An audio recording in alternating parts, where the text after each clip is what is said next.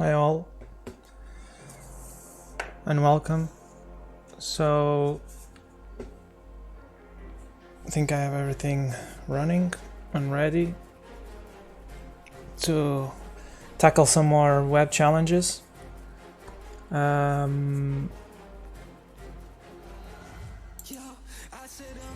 So the status from the latest from the last stream is that I managed to do 5 challenges.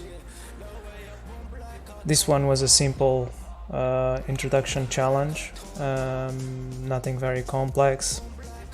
This one I'm pretty sure is a cross-site scripting, but I didn't obtain the flag yet because I needed something to receive the request from the payload that I'm going to use. I needed something exposed on the internet. So that one I think is sorted. Let's see if it works. Then we have the consolation, which was a JavaScript that was obfuscated, which wasn't that hard either. Then it was an exposed Git directory on a web server, which is always a bad idea because it means that people can just download the source code for your web application.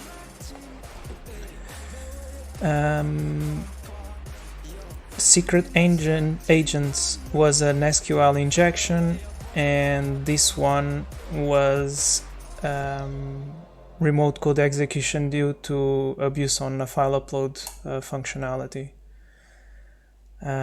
So this one was missing because we are presented with this small web application. We can create posts, and then basically we have also this admin page, and they say that if you have a specific cookie, then you'll be able to access the flag.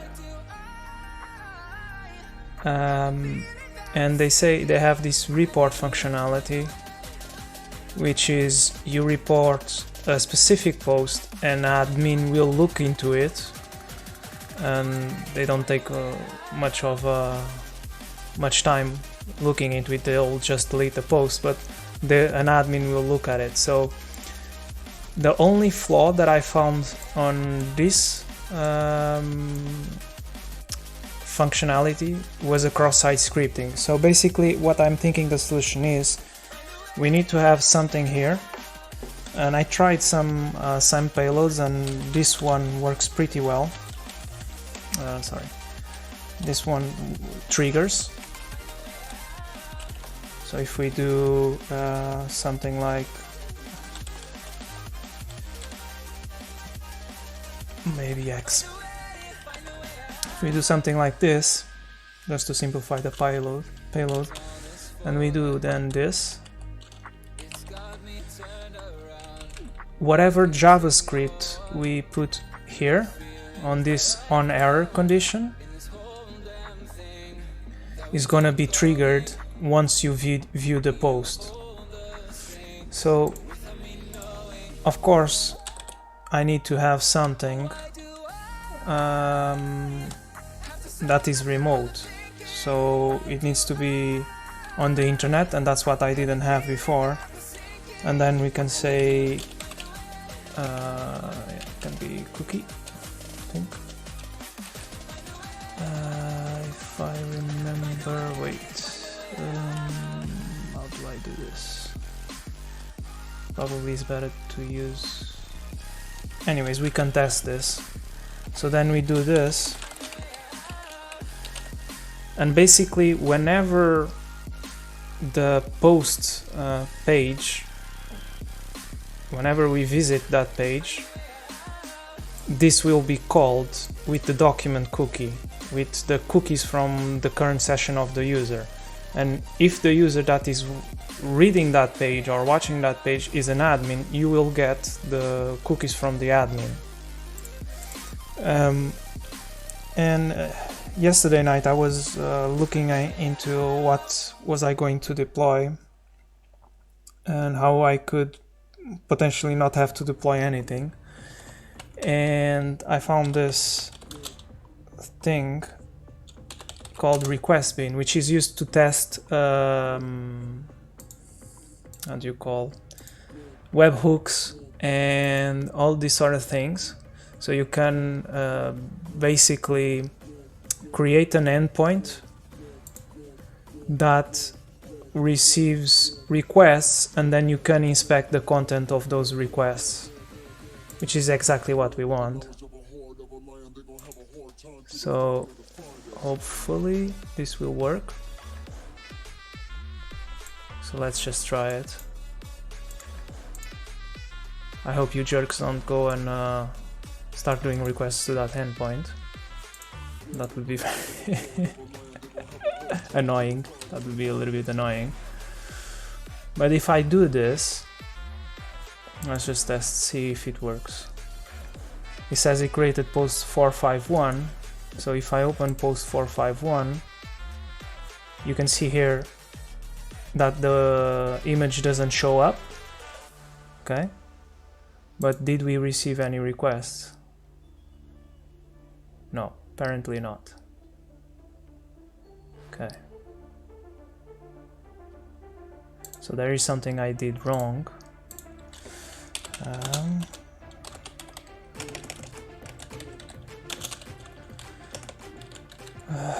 On error, external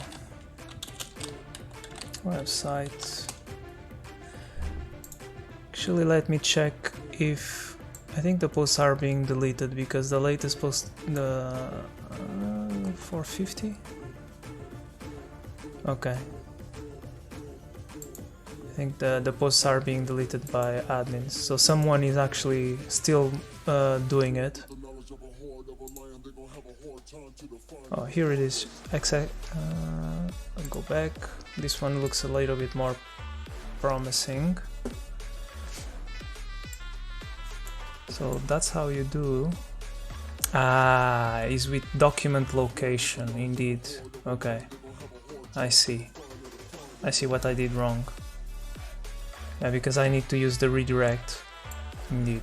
So what I did wrong is, okay, let's try that image. So this will give an error, and then on that error apply a redirect to this paste or this request bin, where you add the document cookie.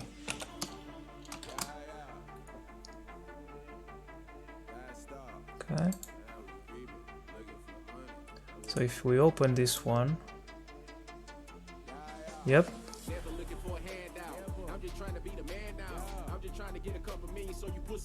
No. There was no request received. That's interesting.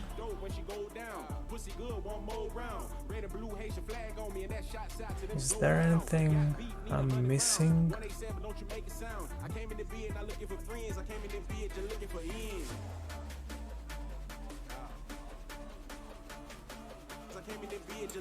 So if I do this, what happens? Success true. So it does get something. Okay, let's see.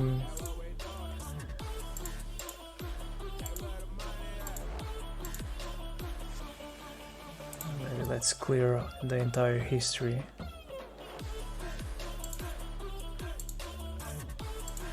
Let's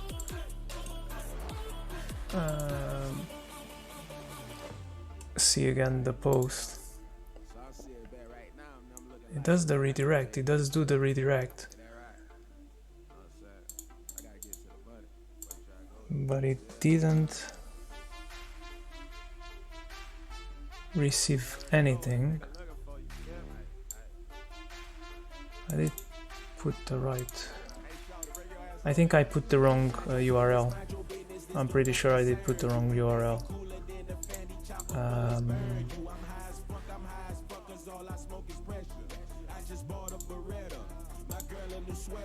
Oh yeah, I did put the wrong URL. Okay, that explains it.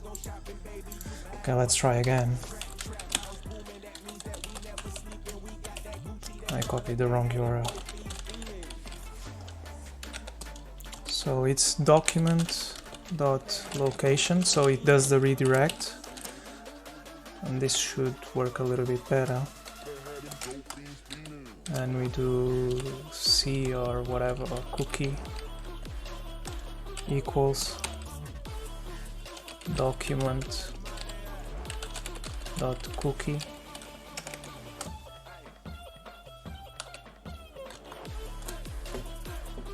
If we do the submit again, let's see if it triggers.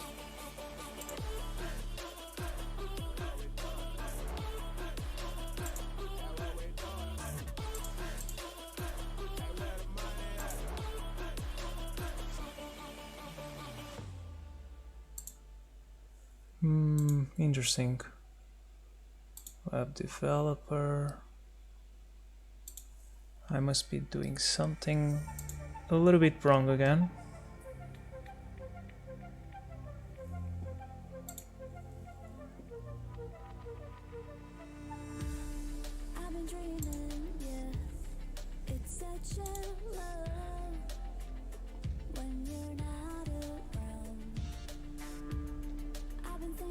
It does return a 200.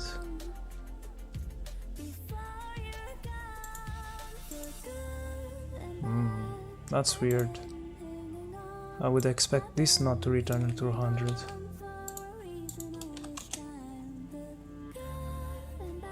Okay, I see.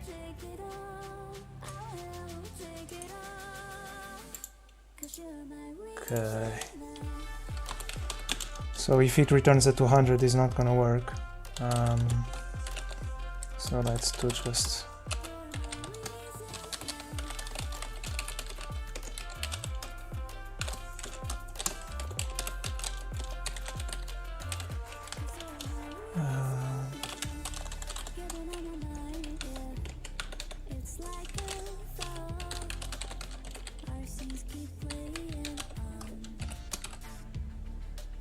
document cookie equals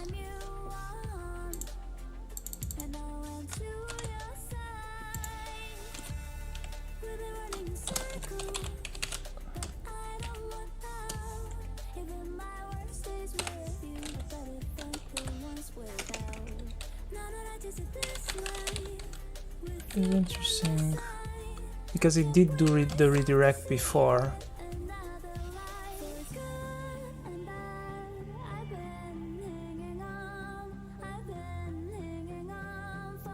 Okay, just double checking that I'm not doing anything wrong.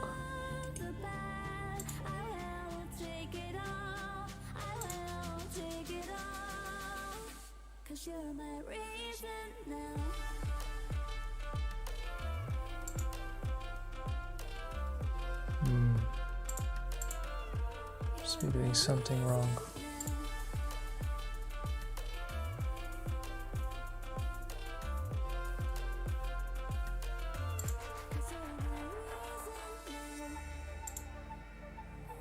Or this is... No, this is not the case. Let's have a look at what Firefox tells us is happening.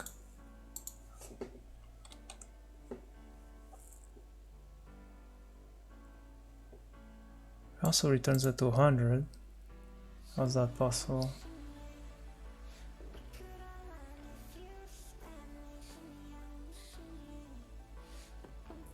Is it because I'm using the proxy?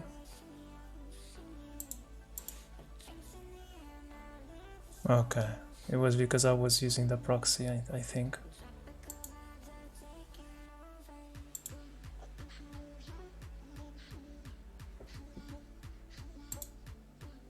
but it still didn't trigger.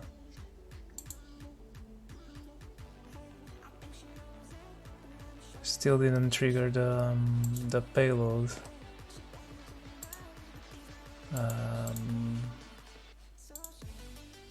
Let's see.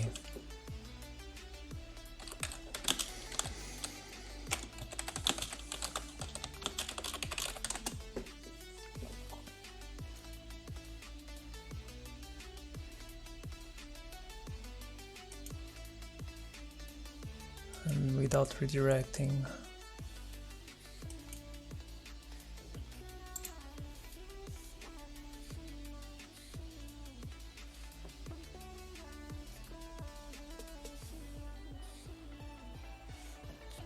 So is document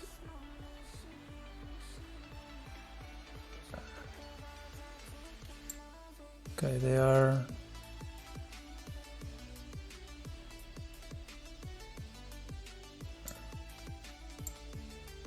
okay, let's try that. Just for the sake of it, see what happens.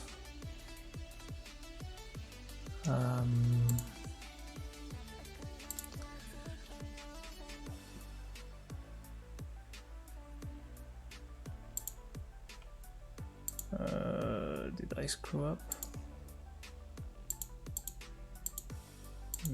How do I see the... oh, it's here.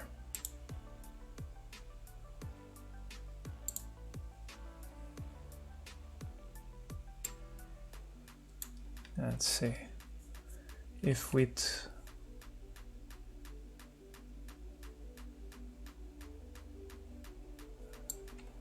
okay, this is one vector if the user wants to click, but if the user wants to do this, image source,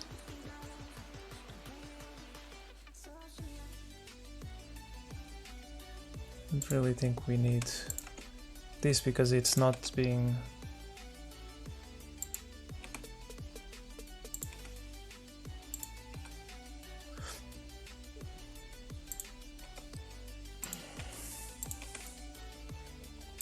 okay, let's try like this.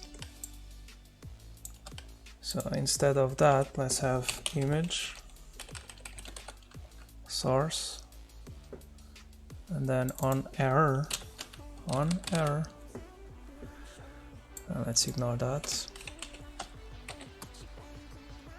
should trigger. Also, this should go away. Let's try with two payloads, one which the user has to click and the other one with the image. See what happens.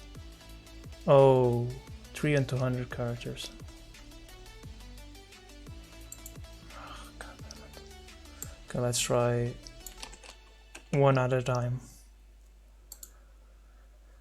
Okay, post 455. So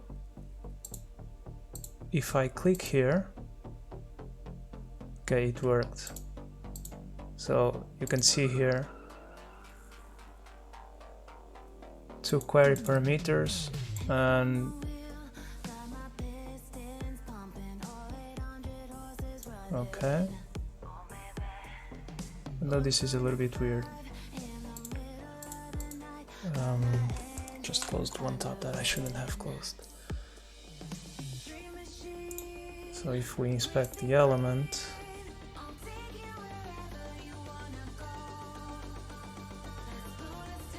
anyways, the document cookie in this case is empty. It will only be,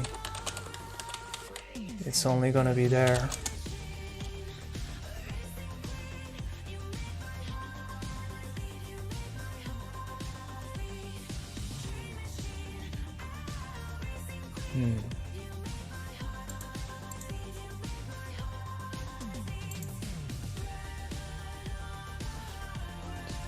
Storage, let's see, cookies.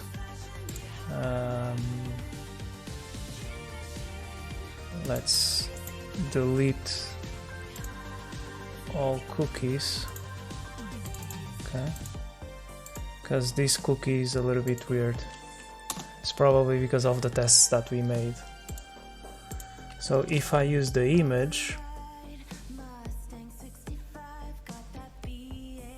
just double check that everything is okay. If I submit and I test, yeah, now it worked. Okay, so the cookie comes empty because they are empty, but if an admin deletes the page, then this cookie should be, oh, now it's redirecting forever. What was the number? I don't see it because I turned off the proxy.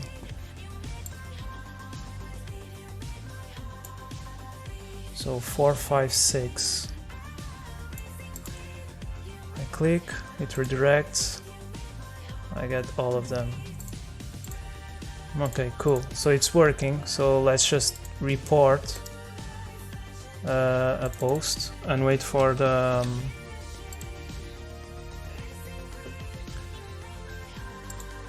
admin to go and check the post.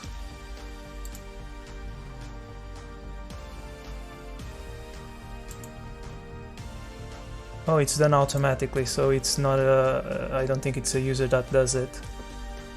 But interesting, we already received, and you can see here that the document cookie is called super secret admin cookie. Hello, I am an admin, and blah blah blah. So what we can do is come here, go back to the main web page. Okay. I don't know if we can actually manufacture cookies. Can I add a new cookie? Oh yes, I can. I think so. Yeah, I can add a new cookie. Okay, and let's say the name is super secret admin. I'm sorry, this is a little bit too small maybe. And then the value is hello, yes, I'm an admin. Okay. Then we have another cookie. Can I add another one? Which is admin name equals Jack. And that is it. And now if we if we go to the admin page,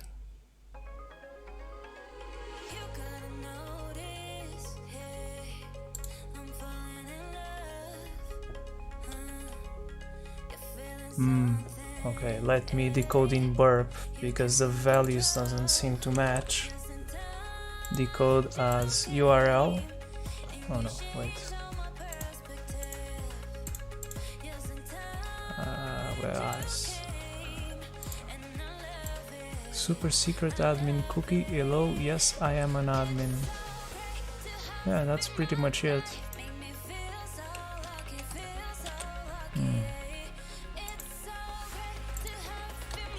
Double check.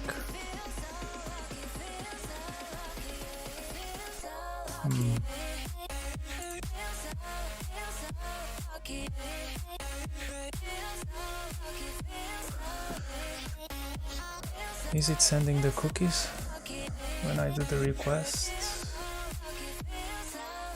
HTML. When I do the request to the admin,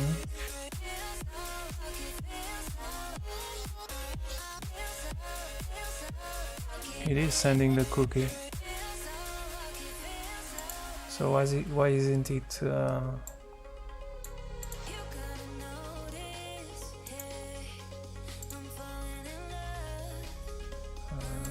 there's nothing hidden in the source.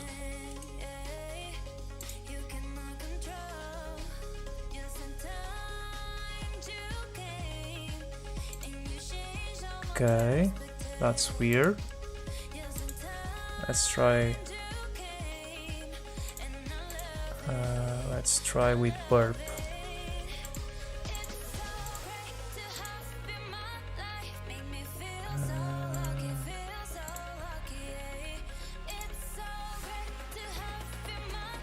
So we did send, and we did send the cookie, super secret admin cookie. Yes. Ah, okay. I did something wrong here. I did something wrong on Firefox, I think. Oh, it's the value, it's here. Okay. This is just a name. Because the first time I looked, I didn't see a value column, and I was like, okay, then it's probably just putting it in the name.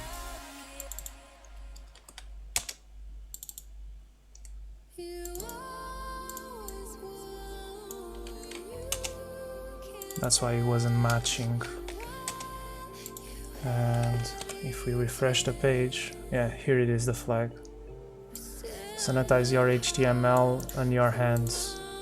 I guess this is a very good advice on today's world climate.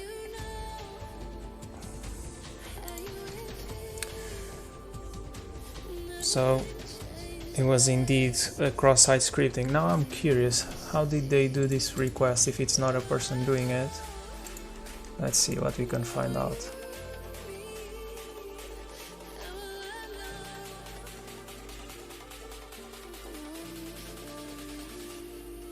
Okay, this is the Node.js application running on the background.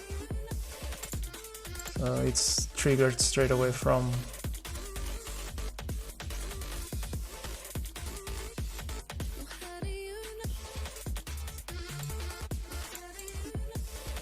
anyways. It would be interesting to see what is the code on the background to do this, if they are actually interpreting the JavaScript or if they are just looking for some URL that has then document.cookie and then they construct the request. That being done, let's move on to the next one, which is whoosh. Let's see. Clem's tired of people hacking his site, so he spammed obfuscation on his new game. I have a feeling that behind that wall of obfuscated JavaScript there's still a vulnerable site though. Can you get enough points to get the flag? Also, I found the backend source. Okay, let's have a look.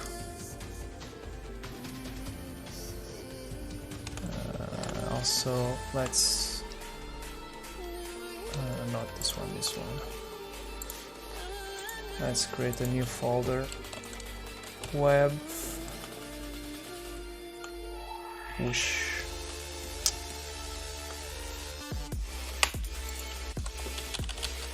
Whoosh. Also, I didn't do a solution for... yeah, it doesn't really matter.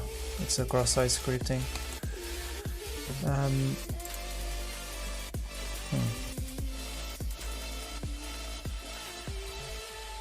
So first of all,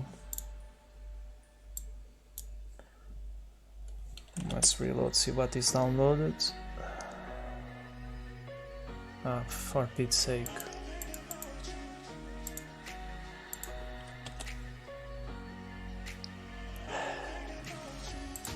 That's I guess a technique to stop the debugger.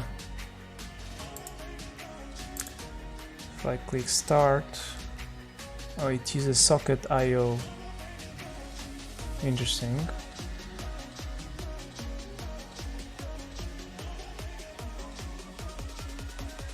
No flag for you.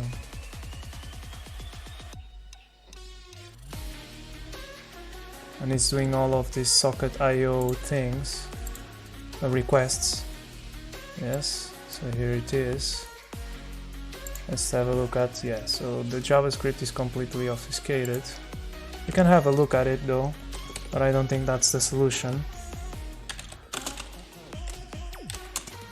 Just at least to have it formatted a little bit, see if we see something interesting.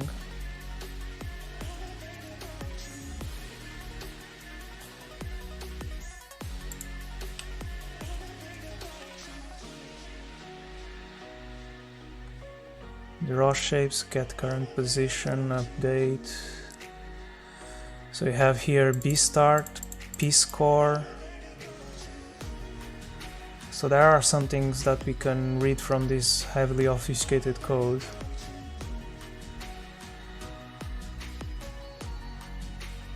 But let's just keep it for, let's see what we can do from manipulating these communications. So if I click, oh man, for real? Doesn't start the game again.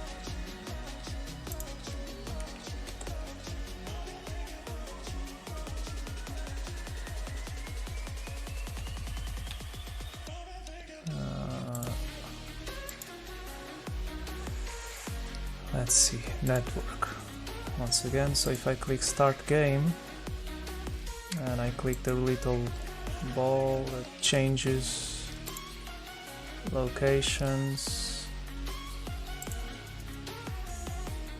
sending these requests,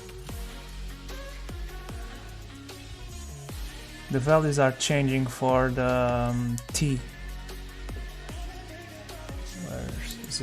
Does it mean time?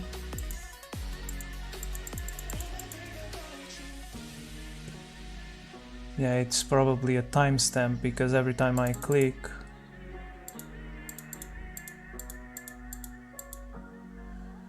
it changes. Yeah, also the SID doesn't change, but is there any message being sent? Parameters, click on something.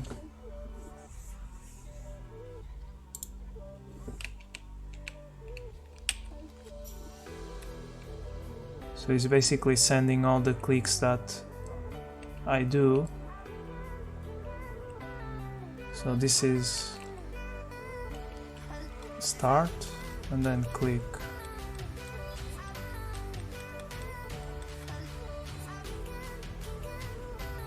Okay.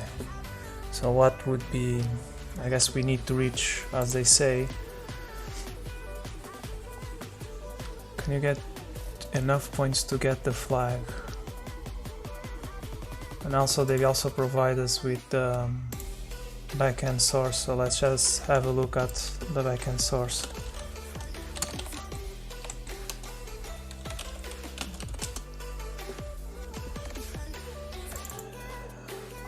So once again, it's a Node.js application using Express, and then here we see the library to handle the socket.io communications.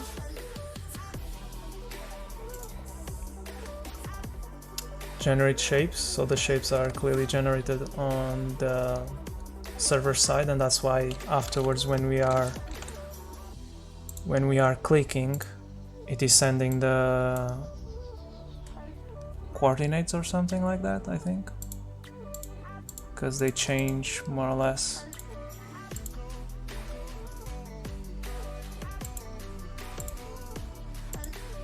Yeah, they do change.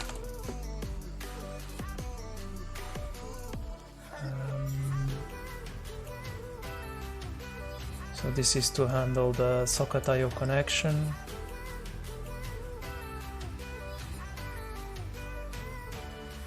And game. So we need a game score of higher than 20.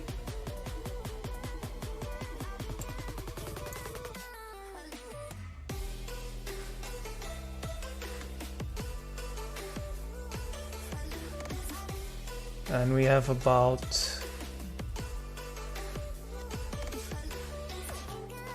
1 minute to do it, I think.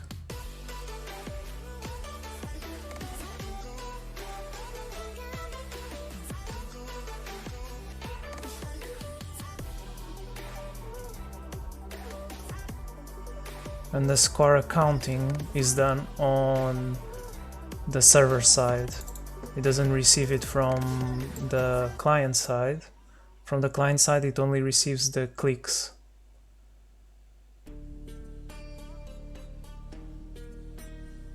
Okay, that's interesting.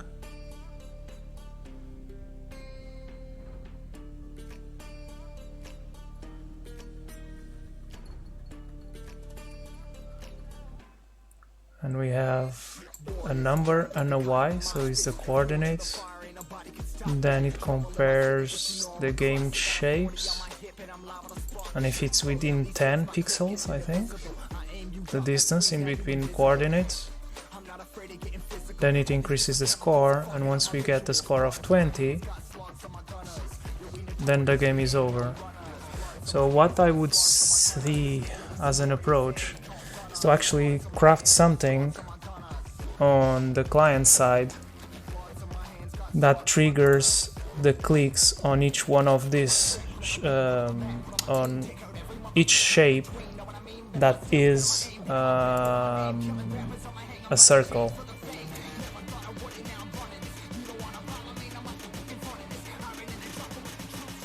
The problem is that this is not an SVG. But do we have the shapes? Do they have to be a circle?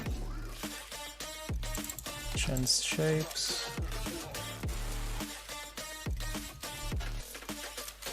Actually, they don't really care which ones they are.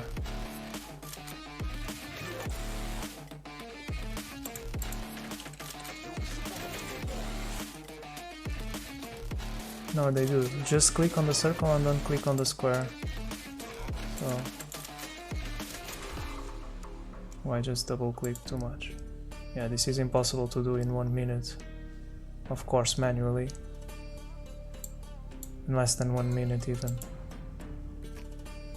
So the question is then on the JavaScript.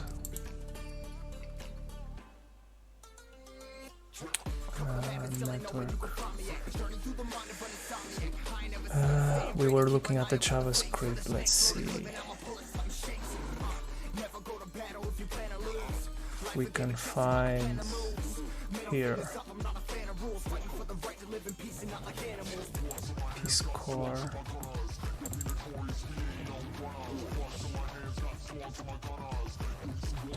Can we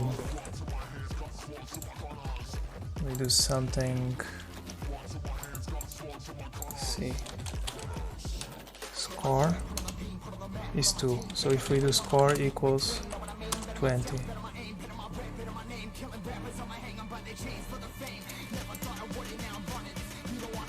Oh no, because the score is kept on the server side, right? So it's not really...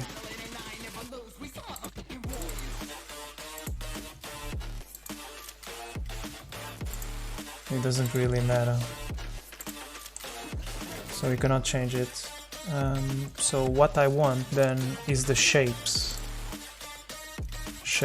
So if we come here and we do shapes, indeed, here it is. Do we know which one is a circle or not? How do we know that this is a circle or not?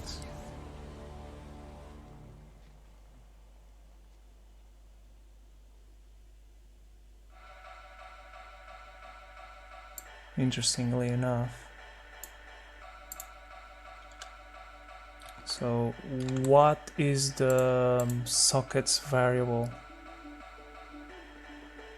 Socket. And how do we send requests to this socket?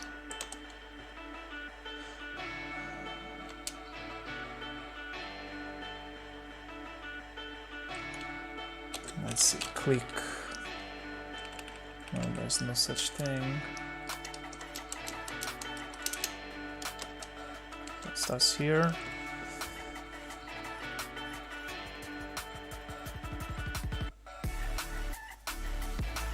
So here.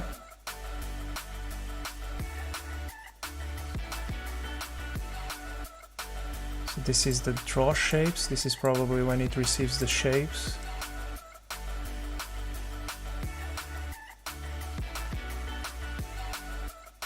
What happens if I call this? No, because this is a local variable.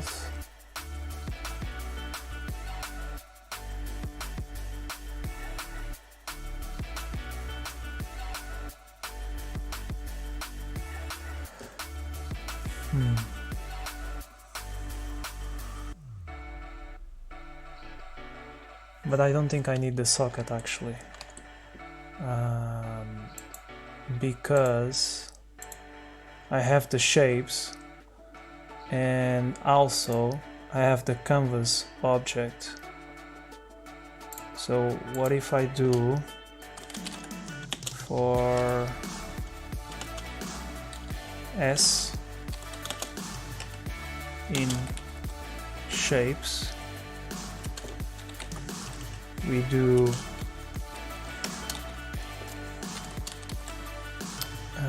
what is the name?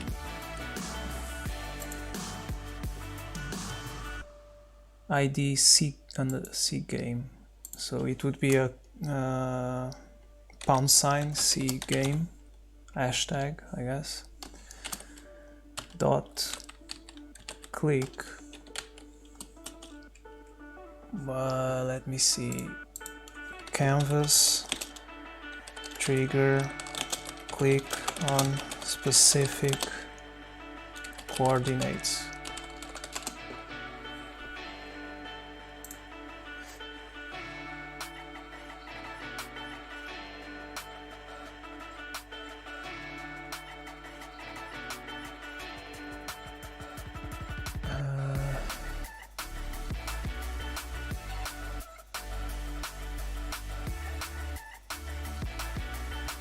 Edit. If you want to trigger a click event at a certain position, define the click event beforehand and set the page X and page Y attributes. That won't work because the coordinates that we have aren't page wide. They are specific to this canvas, which I assume it's 500 by 300. And that's why these coordinates are along those lines.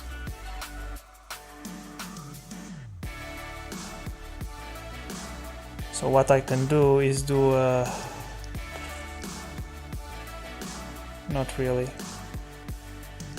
It's gonna be a little bit painful. Interestingly enough, these are objects that have HTML properties.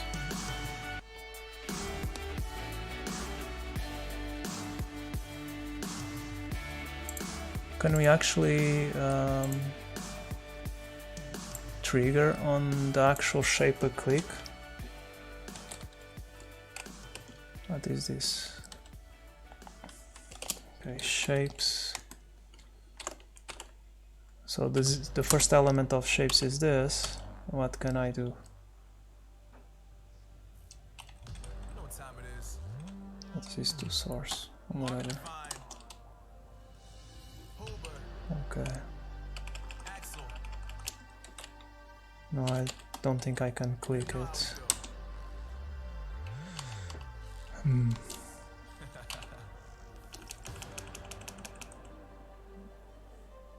What are other options? Okay, it's not what I thought it would be.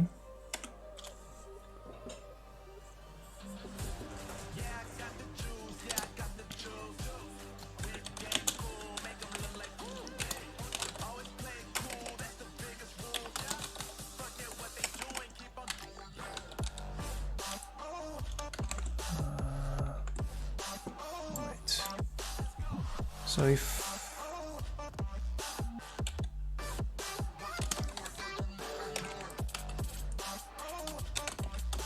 let's try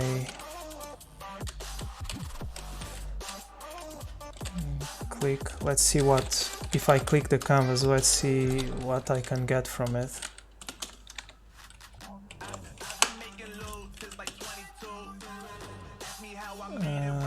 Console.log event.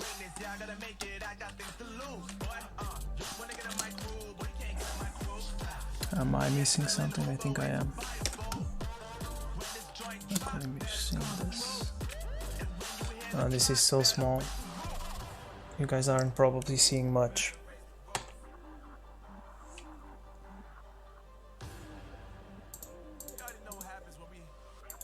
What is the name of the canvas again? C game. So I'm trying to set a non-click event. So when, let's do it in another manner. Let's do on click and then the function. So this is what I'm, in case it's not visible, so what I'm doing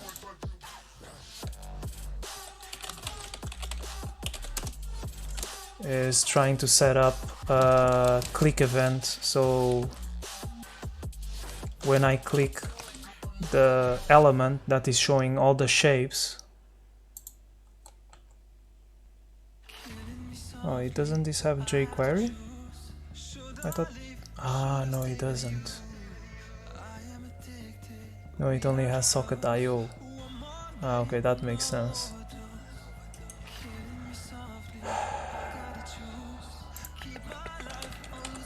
Document,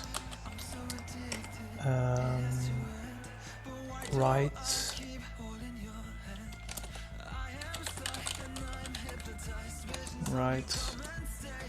script. Let's include jQuery on this. I'm so used to jQuery that I don't know how to do anything else on.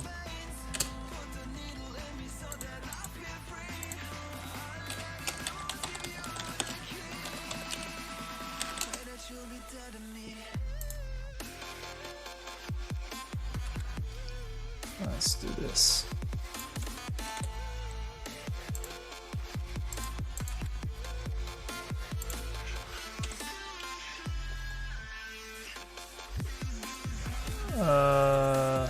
Okay, that was a bad idea.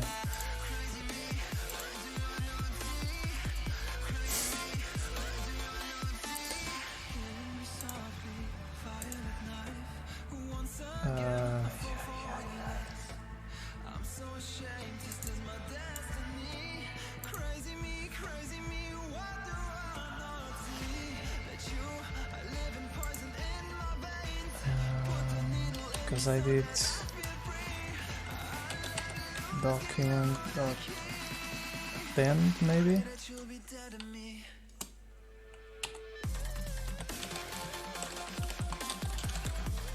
See if it loads the jQuery JavaScript to make my life easier.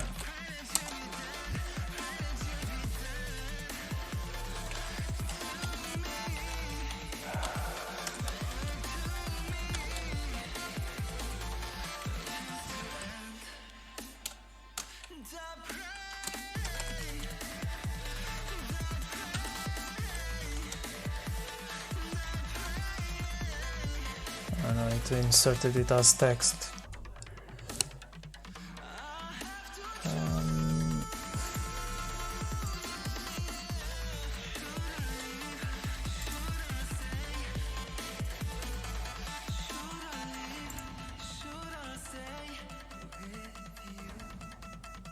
That's not what I wanted.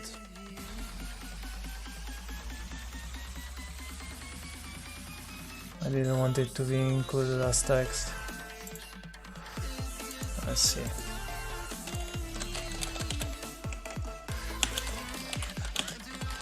Firefox loads external JavaScript manually.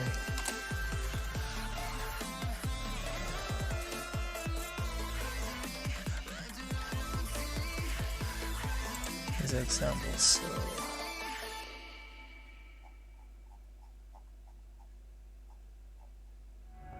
okay, that's not what I want.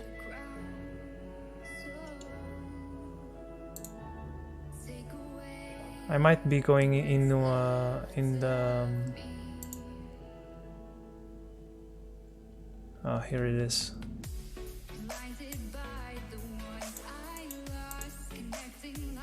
But I need to create an element. I cannot just append text, because then it will just treat it as text instead of an HTML element. Fair enough.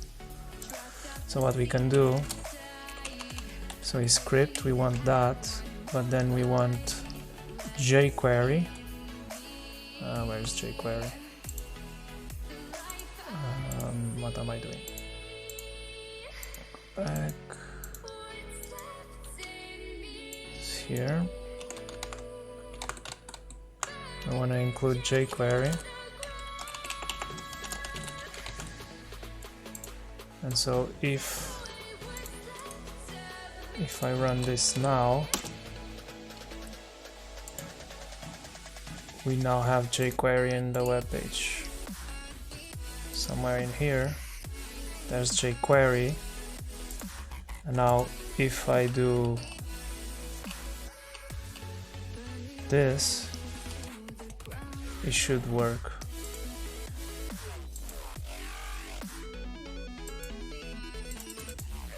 Oh man, I hate this.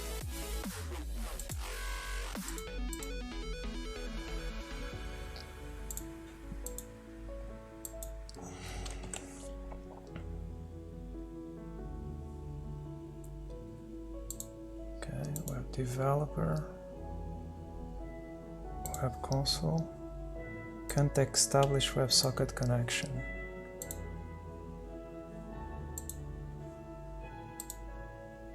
Let's try with the direction.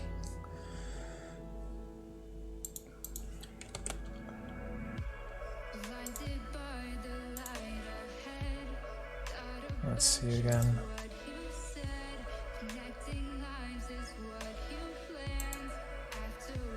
But it works.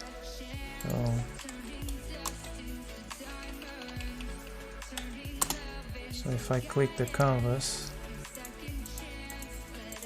no, it's not triggering the console log.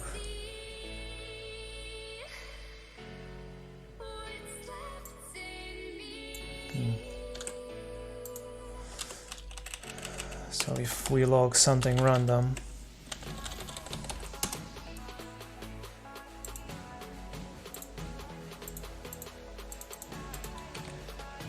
oh come on, oh Firefox.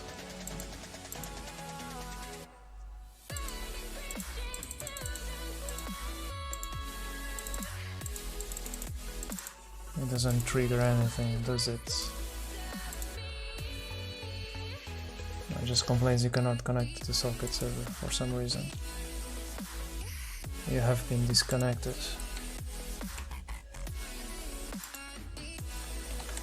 Okay.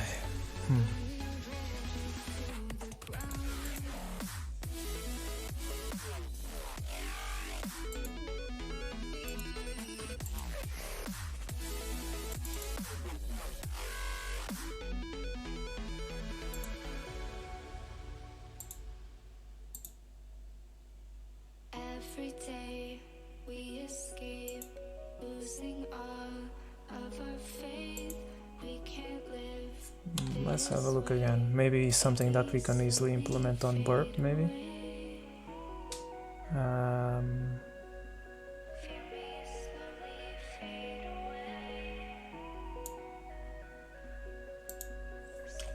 Let's put burp again.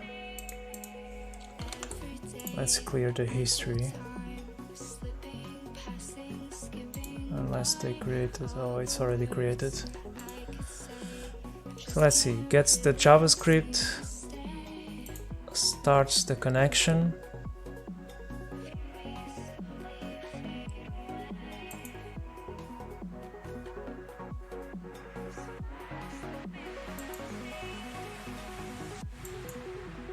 Bad request. But if we start the game and we click things,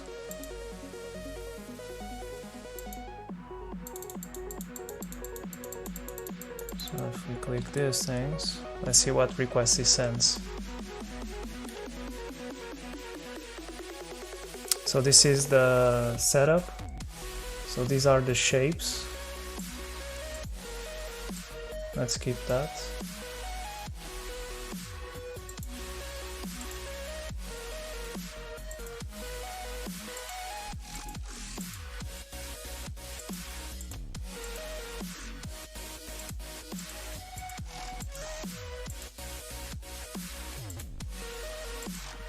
Oh, because the shapes changes every time. So the shapes change every time, of course, yeah, indeed. So what we can set up is actual extra listeners on the socket.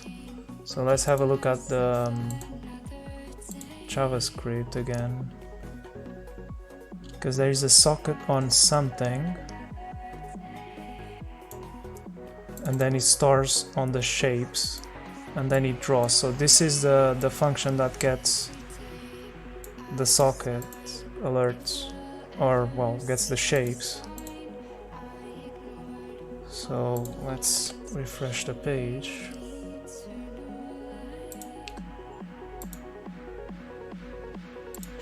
Let's try something a little bit different instead of trying to do this.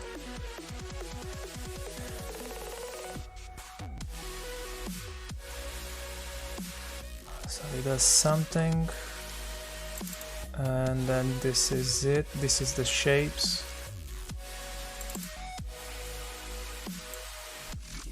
So what if we do console.log and we do shapes. I'm trying to create hooks into the script to try and manipulate it. It seems to work. Why doesn't it log anything?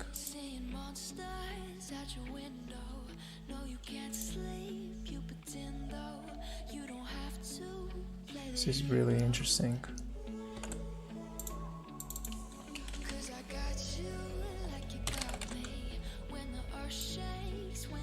Because it seemed that the request did work.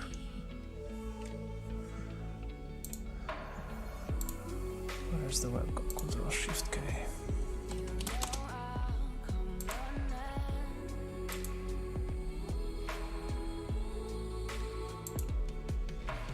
Hello.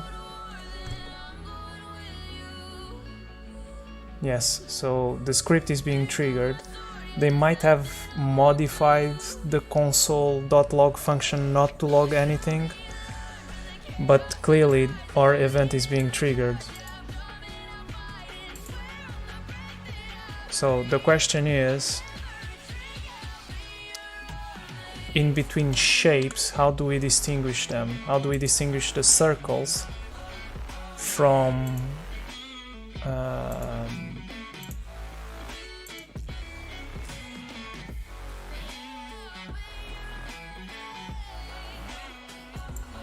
we can't easily distinguish. It's not game already started, then it's an XY.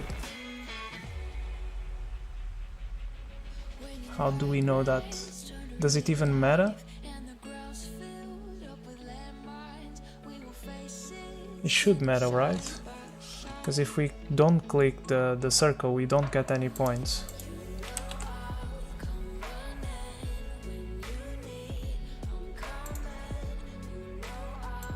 So if I click, yeah, so only when I click the circle. Okay.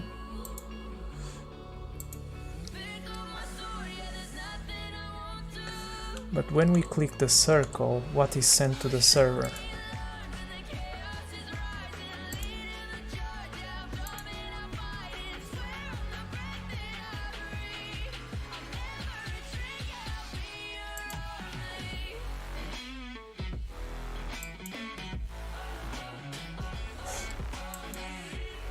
Oh, it's just the X and Y from the click.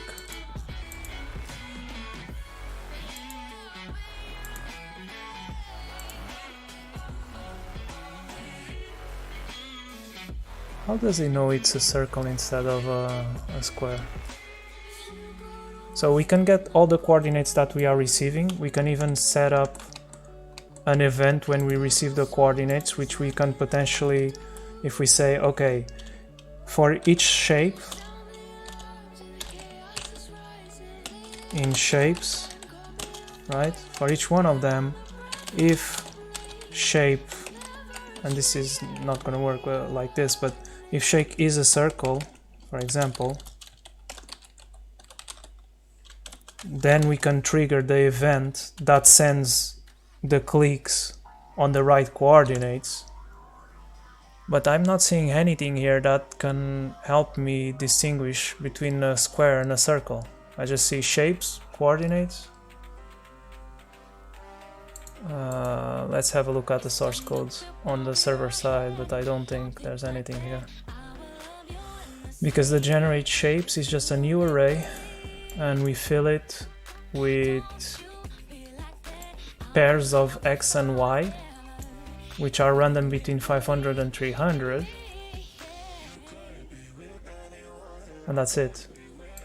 So how do I account for the...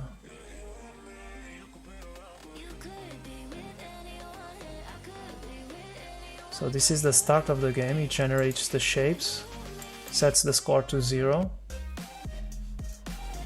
sets a timeout for the end game, where they check what is the current score. On click,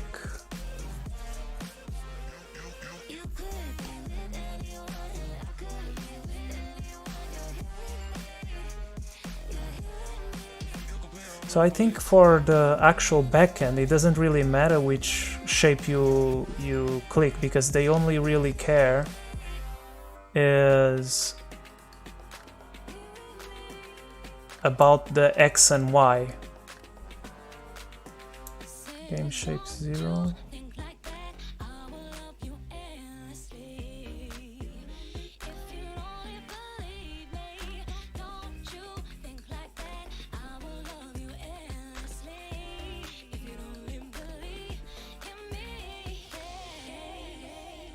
So the shapes, this is a weird check because it's not distance.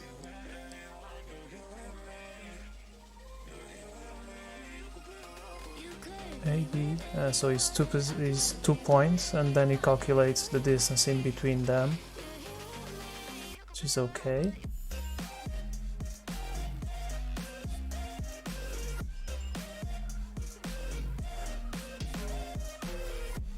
So he only cares about the first.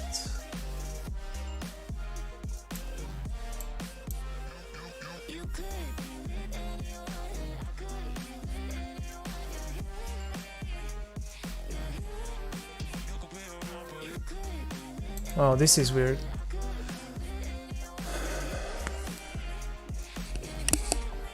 So basically I think the circle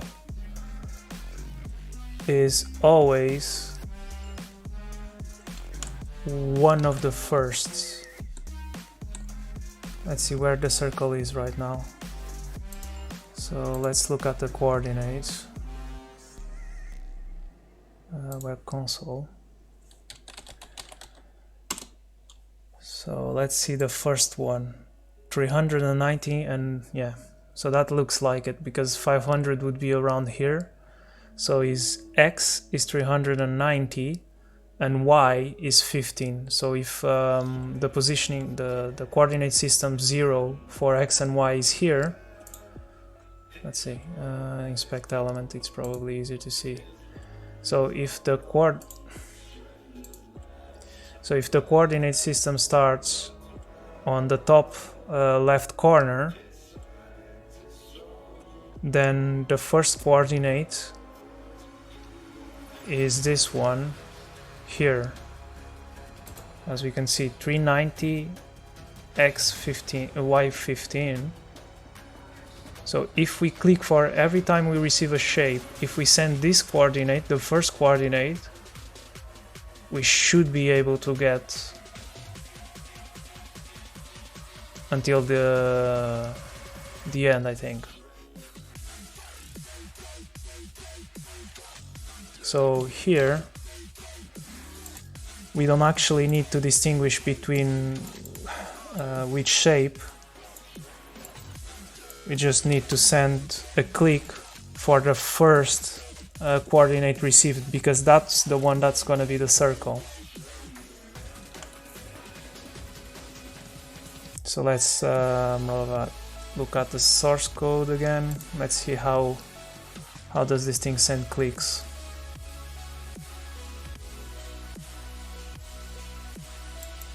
This is when it receives shapes.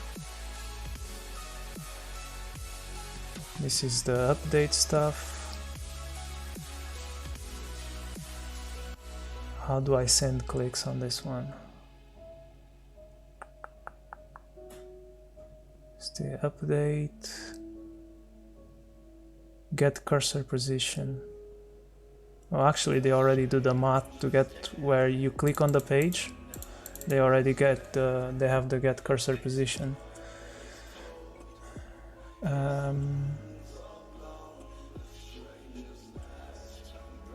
So where is this called from?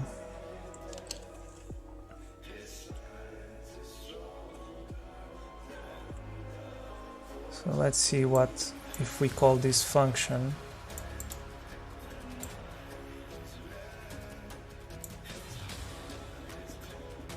Here it is, cgame. So this is the canvas click function.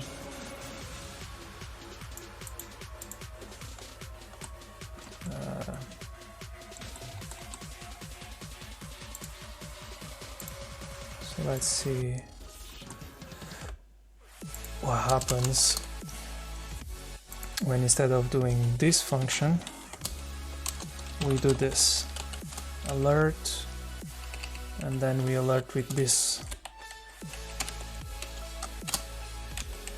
It's probably gonna be an object. Let's see.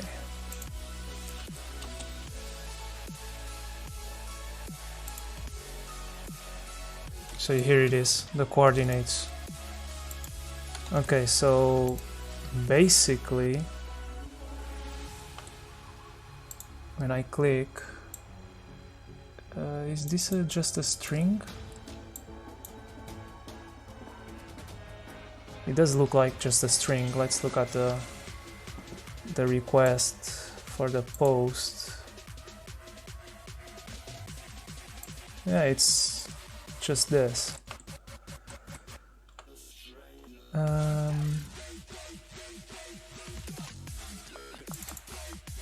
So here it is. This is the x and y. And this variable is coming from where? It's not a variable, this is just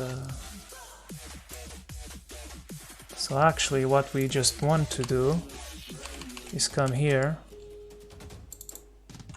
and say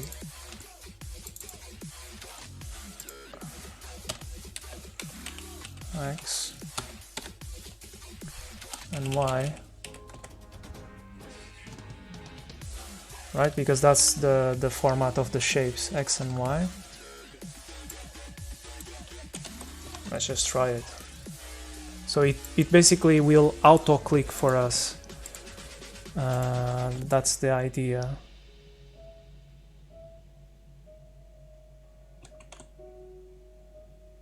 Shall I nullify this function? Maybe I should also nullify this function. Let's make this an empty function, or at least some function that doesn't do anything. This listener. So we don't actually need to click.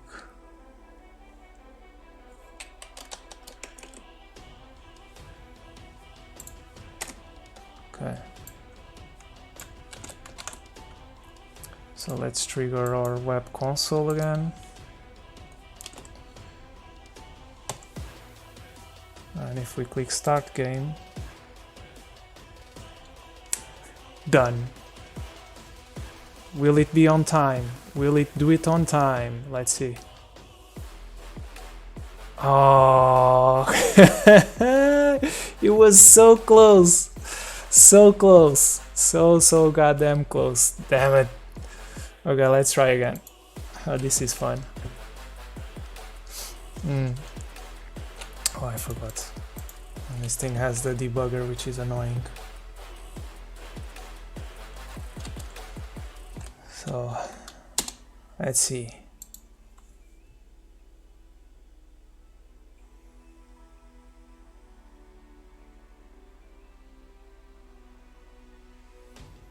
There's some that miss. There are some requests that fail for some reason. Maybe the coordinates are not exactly the same.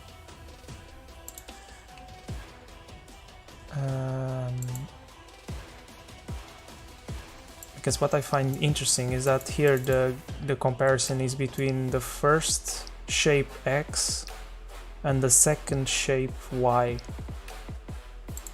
So what I'm going to do is maybe do this, see how it behaves, just out of curiosity, because we are quite close. We almost got to 20 this time.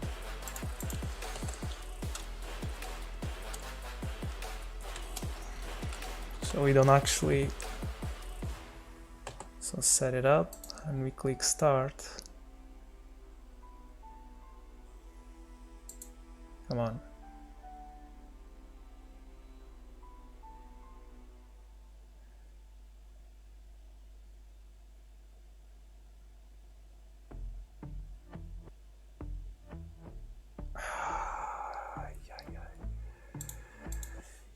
Either we need to be a lot faster doing the requests. It's gonna be let me see what I can. This doesn't take any time.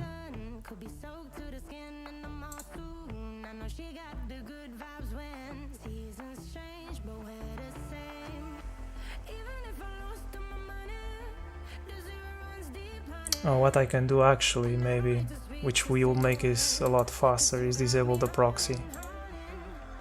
I'm pretty sure that's also one of the things that is slowing down the process a little bit. So the requests will fly a lot faster.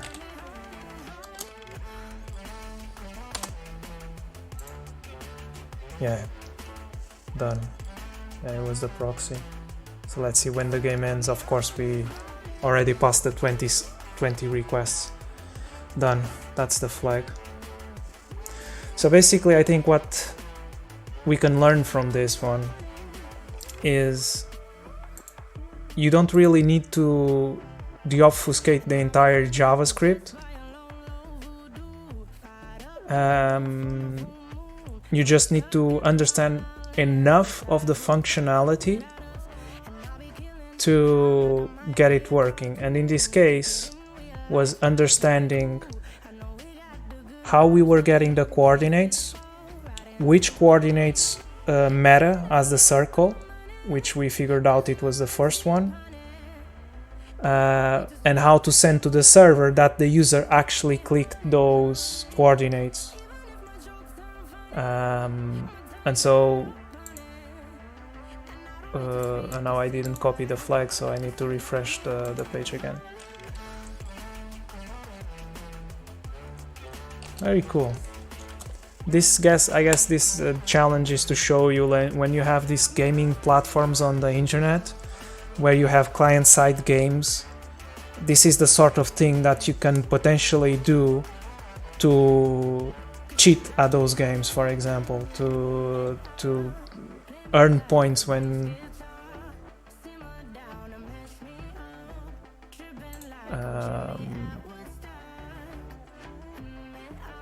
because it was clearly that it was impossible as a human to click all the circles in time, but using this script, then it's game over. So it's basically, we are basically sending the request flying past the front end, so we don't even use the front end, we just use automation. Whenever we receive on the socket the shapes, we automatically send the click for the first shape, which is the circle, and that's it, game over. Interesting number as well, that 69. So yeah, so the flag, where am I? The flag is this. Out of curiosity, what is the hint that they gave? The front end is obfuscated, but maybe something else isn't. Wow. I guess the only thing that we used the back end to figure out functionality was to see what was how they were defining what was the circle, how were they checking for the circle, and but we also saw that on the front end when we looked at the shapes received and we look at the position of the circle, and it was clear that it was also the first position of the shapes array. So anyway, that's done.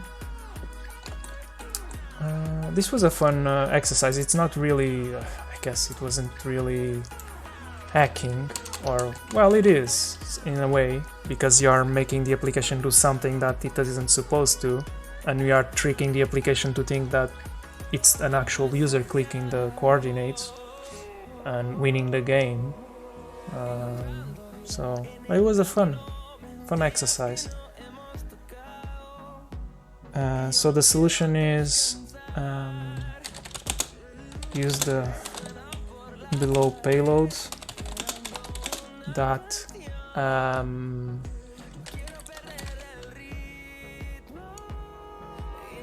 we use the below payload that automatically triggers clicks on the circle shape. The circle shape is the first element from the list of shapes received from the server.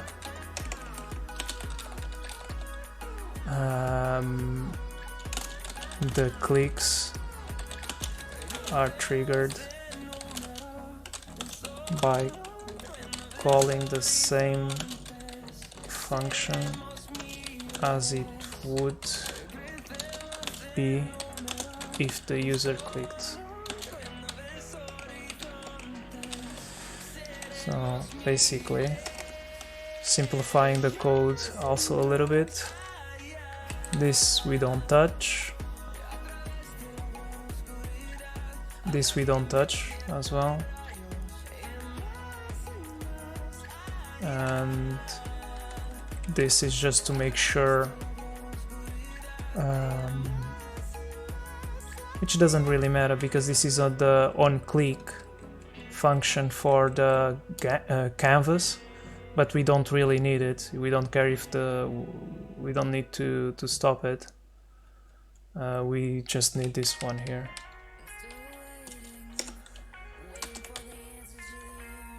Okay, so what time is it?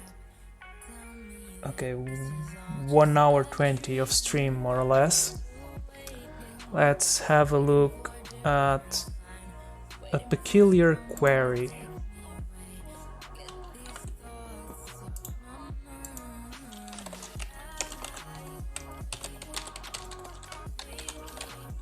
Okay.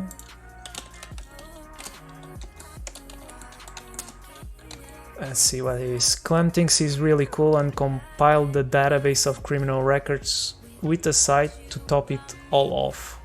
I have dropped the tables once before, but this time took some extra security measures, and I think he even hid a flag in there. Can you get it?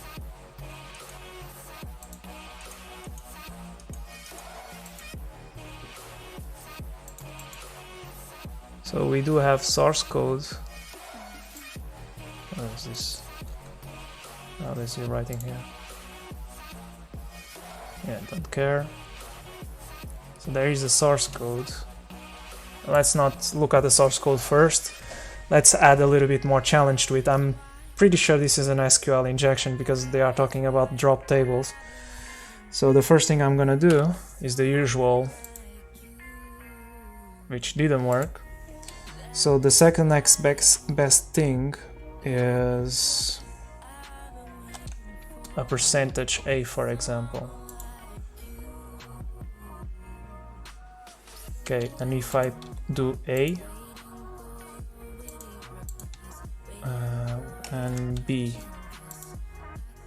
so it would be c. So it starts by matching the first character only, and if I do AD, it fails. So it's starting by matching. So it has. So basically, what is squaring is the character that we provide plus this. So this is the wildcard in SQL, right? So if I do this, it still returns.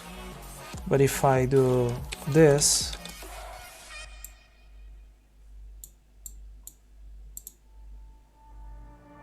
yeah, it basically matches everything before the A and everything after the A.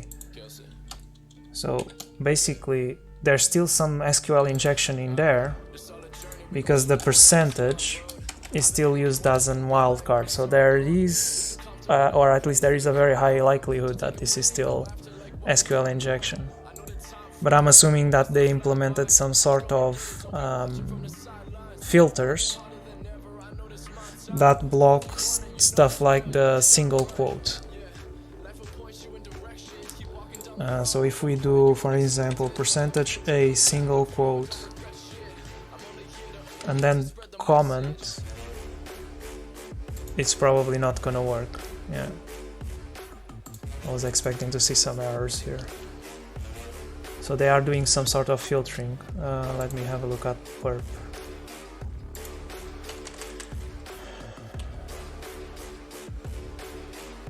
Oh, we don't have the proxy on.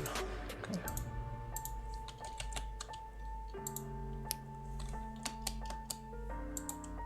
And if we provide nothing, yeah, nothing doesn't work. If we do like this, it works. So let's see.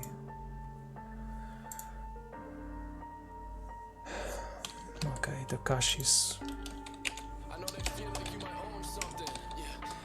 What am I pressing? Yeah.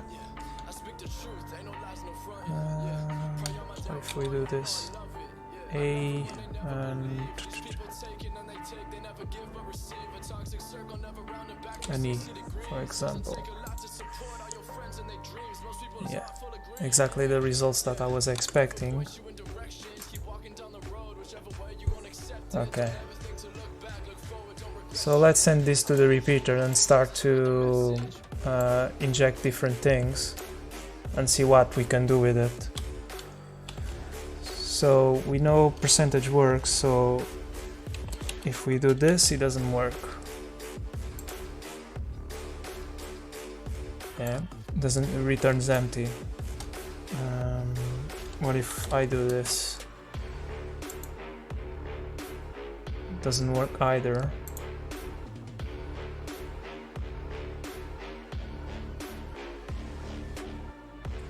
Okay.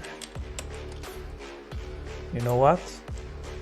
Since they are implementing some filtering, I'm feeling a little bit lazy for this one, and I'm feeling tempted to just go with SQL map on it. Let's try to see if I can figure it out first manually. So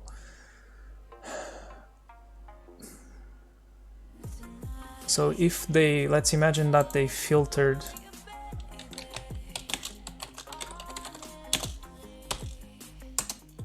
without having the single column. If we cannot inject with single quotes, not single column, sorry, single quotes, we can do SQL error-based injection. Maybe we can potentially do also SQLi through timing. Depends also on the backend, if it's MySQL, but since this is a Node.js, so it might even be just an SQLite database. So it depends on the backend. Let's have a look what burp says.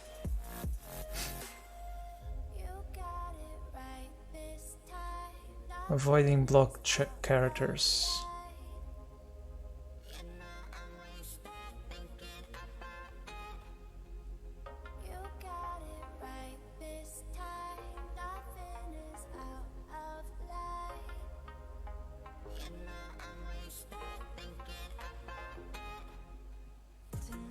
But my problem is that I think the SQL that they are using is something along, I don't know, select asterisk from criminals, where name, like, and then they are doing is or query. So the parameter that we sent here, that is sent here on the queue, and then they have a percentage, and that's it. So this would be the query that they are doing, but they seem to be filtering the single column character. So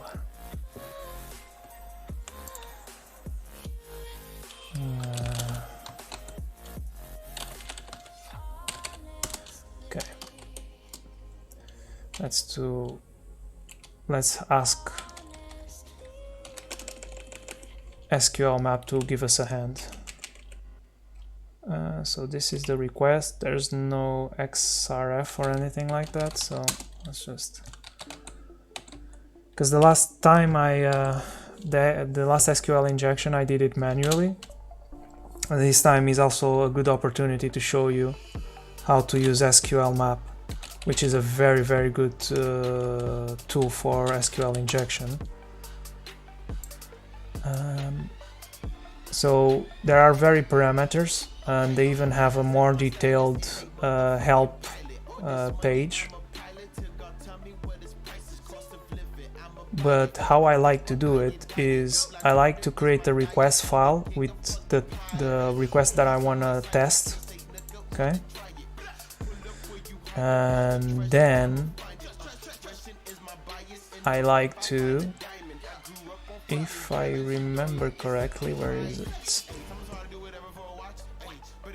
Data, how do you, HH. Let's see the more detailed help. So here on the specification of the request, where is it? Injection. I'm pretty sure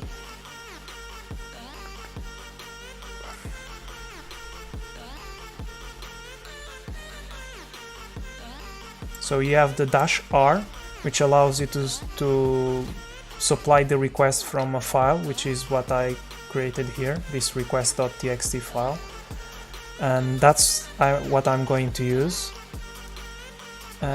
We don't need to specify any headers or cookies. I'm not going to use burp to be in the middle of this because I want to check if we can do SQL with if the SQL injection technique for timing works.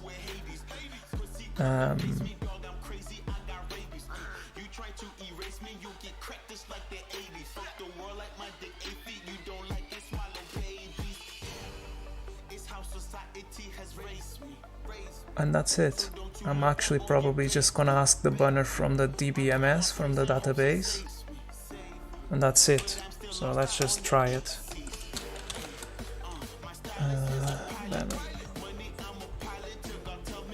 Do I want to follow? I don't think so, because from what I've seen, the actual request is not a redirect, it's a 200 OK, so no.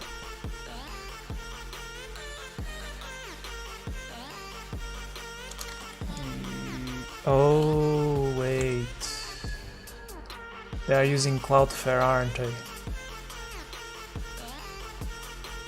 And that might break things.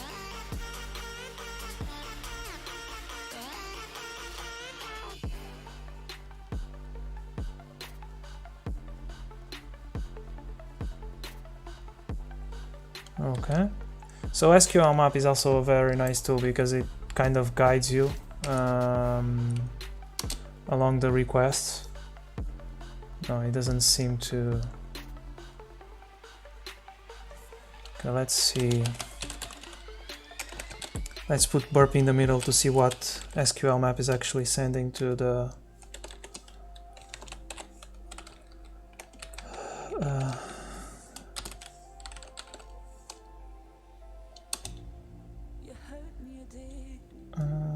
let's not follow the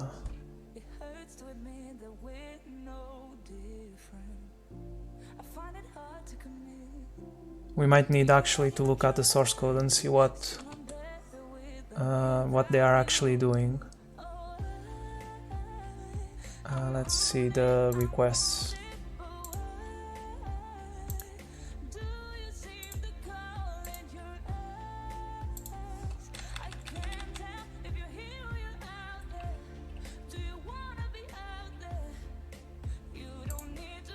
They all seem to go through to the application, so I don't think there's anything on Cloudflare that is protecting this.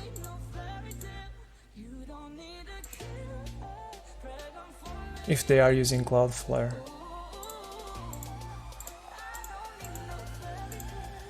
Okay.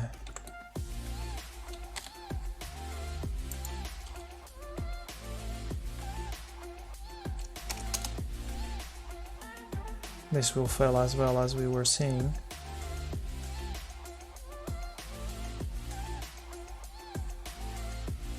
Also, let's have a look, because the request is also, yeah, it's using the right user agent, is just injecting here. So let's have a look at the source code. I didn't want to, but for sure it will give us some idea where to pick up next.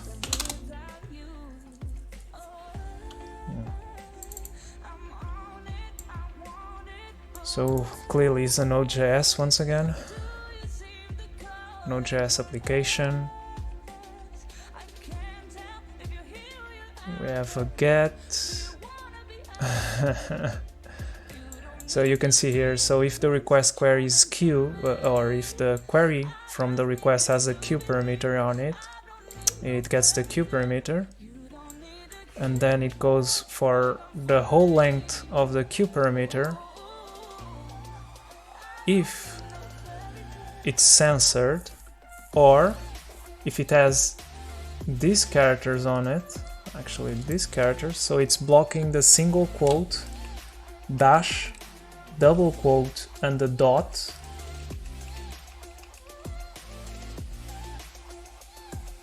This I don't understand very well what it means.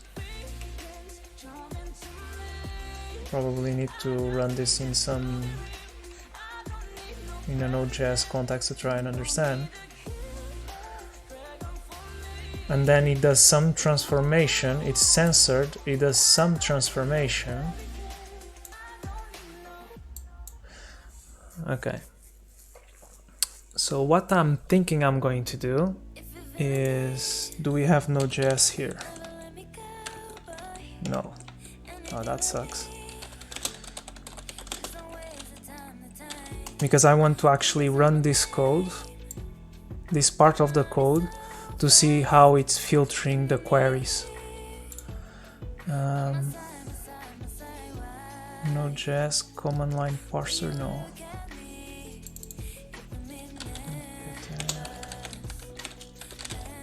Let's see.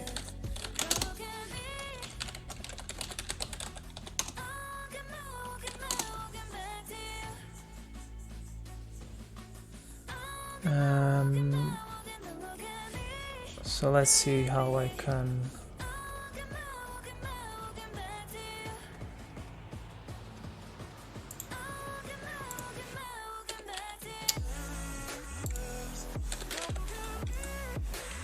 Does it have an interactive? Yeah, it does. Okay, so function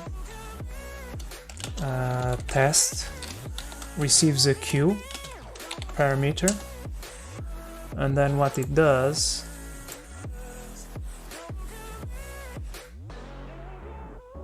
is this.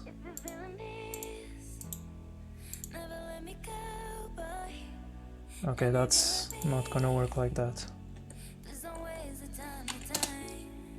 So function, let's do one by one. Test queue. Well, it would, because this is not Python, but it would just look messy.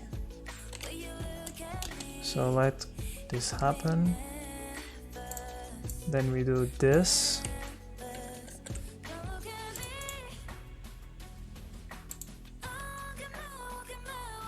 Then the next one is this one.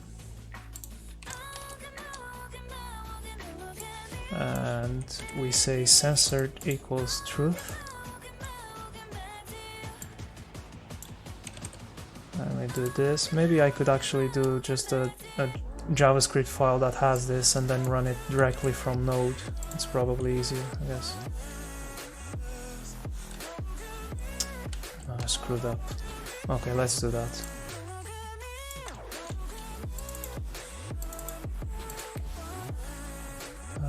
Solver.js.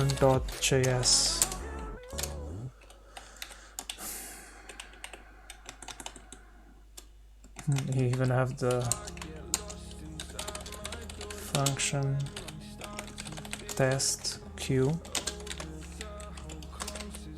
and we do this.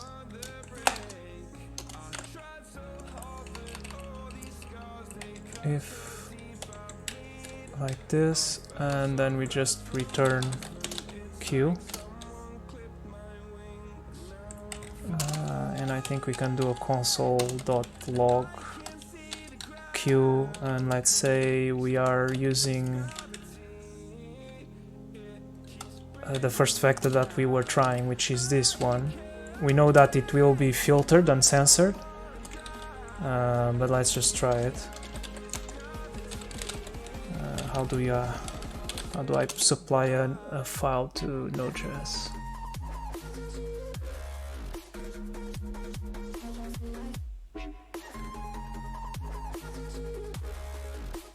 So it's node-e solver.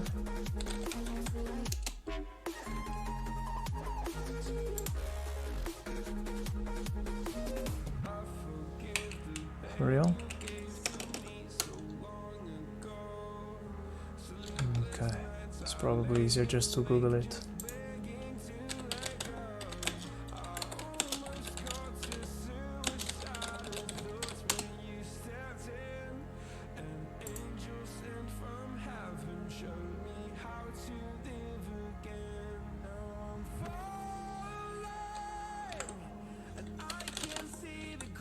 Okay, is without that, maybe? No, something is missing. Ah, yeah, my bad.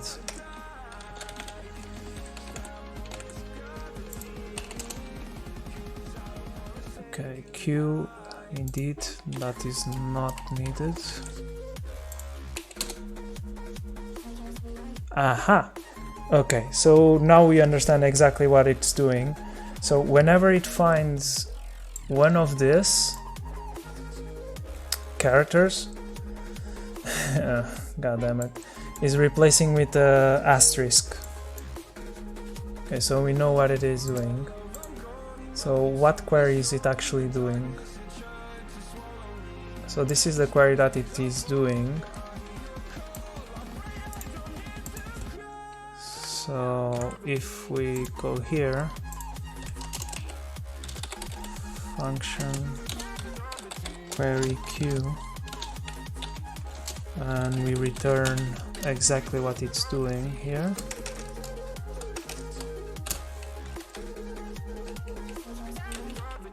So query like this. So here it is. This is the query that is sending to the database. And by the way, which database is it?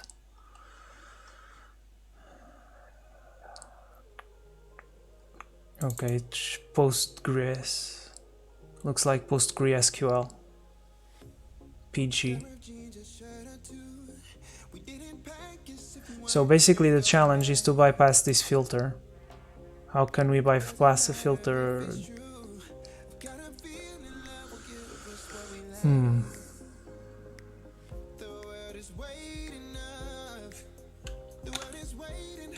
Interesting. how would we go about bypassing this puppy? Maybe UTF encoding it somehow.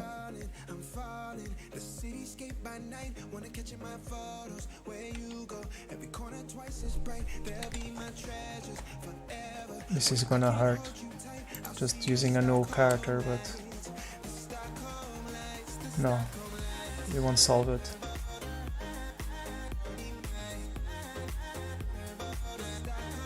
Interesting.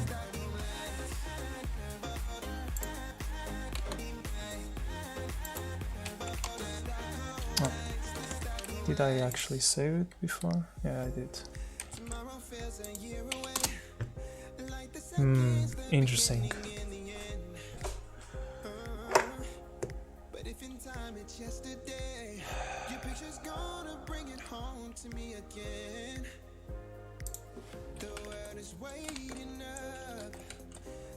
What does it do with?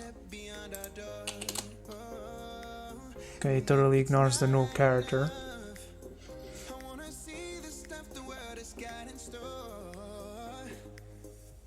So I don't think UTF encoding would help us. Let's see, URL encoding.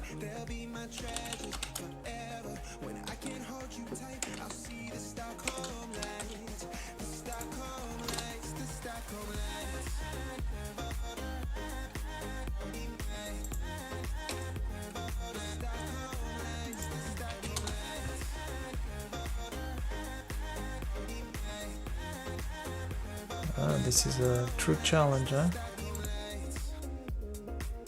180 points. Starts to be a little bit difficult. So if we cannot break away,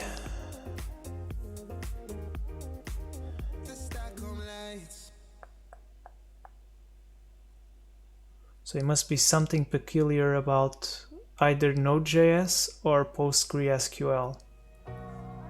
Because if they are filtering out this, we cannot break away from here.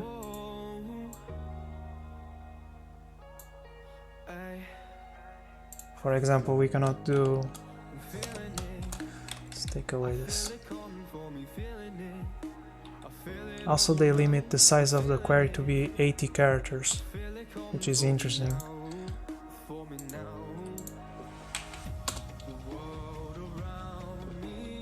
So if we would potentially want to do something like this and do or 1 equals 1 and then something like this,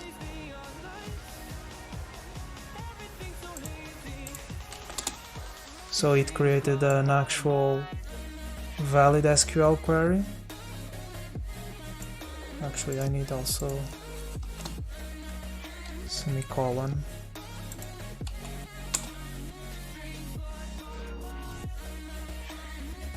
But since it has the censoring function,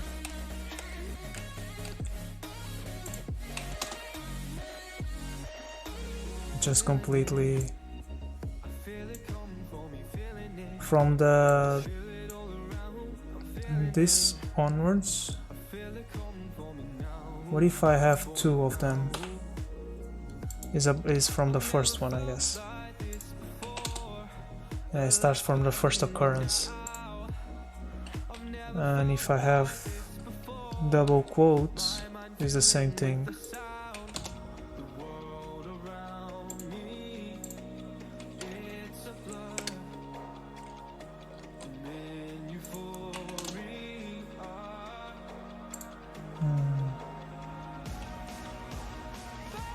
And if we have the dash, is the same thing.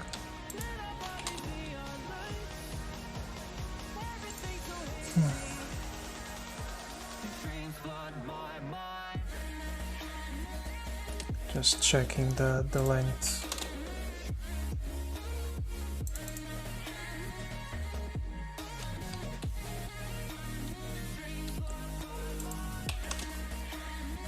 It trims to 80 characters.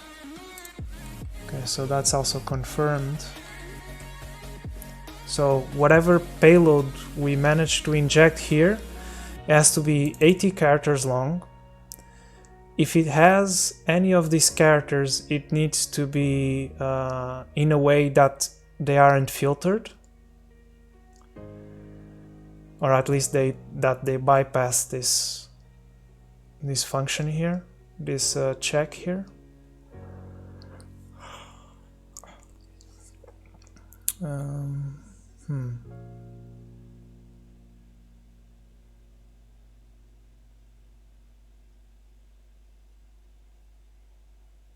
So let's see. Postgre SQL injection sheet.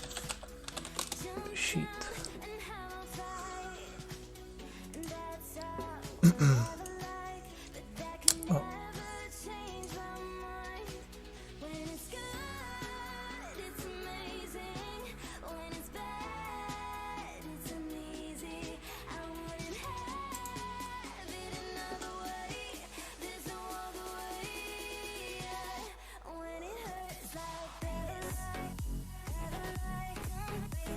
Oh, can we use stacked queries? Because PostgreSQL supports stacked queries.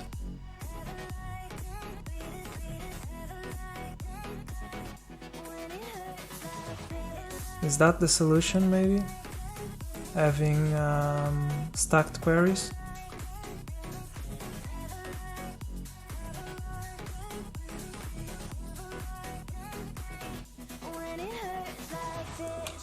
I'll have a look here. SQL map.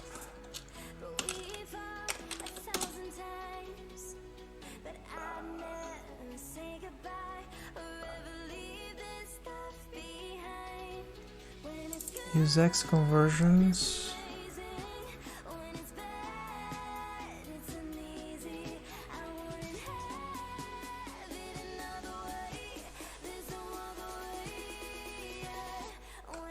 Let's try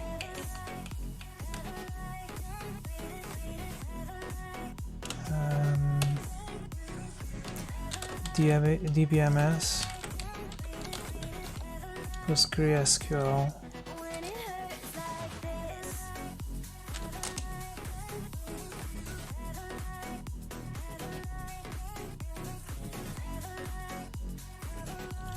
Yeah, I think the results is going to be the same.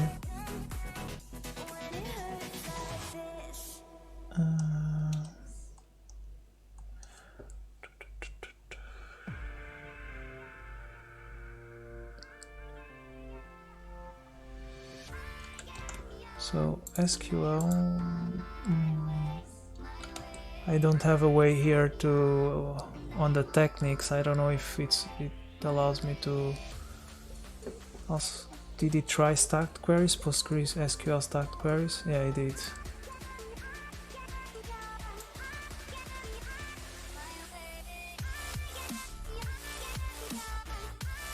Problem is that this is gonna, with comments, it's gonna be censored because it does censor comments.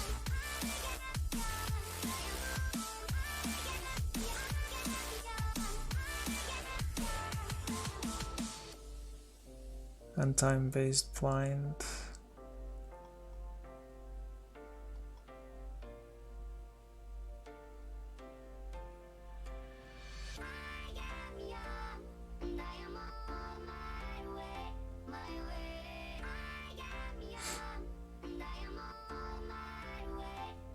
In terms of columns, what does this do? It just gets one column.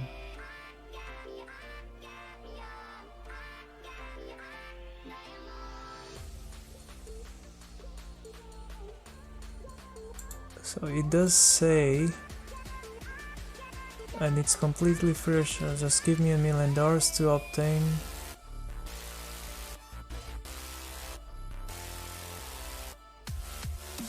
Otherwise I will only let you see the names. So that leads me to believe that on the criminals table there's the flag on some other column.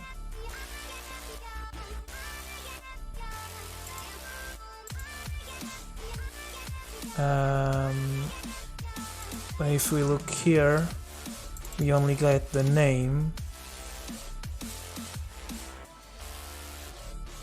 It's gonna be hard to escape from here since the single quote is being blocked.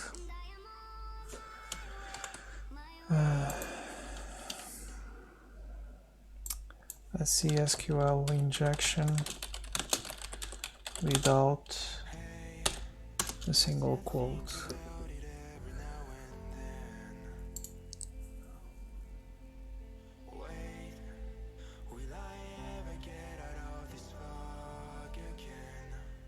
So it's using the character.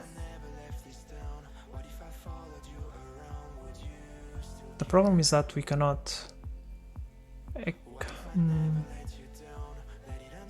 This would work if the query didn't start, or injection point where we can inject didn't have the single quote.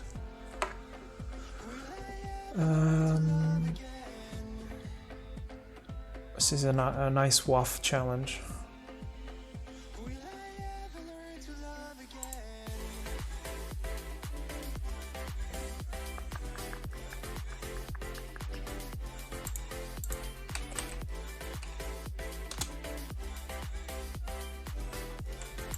All right.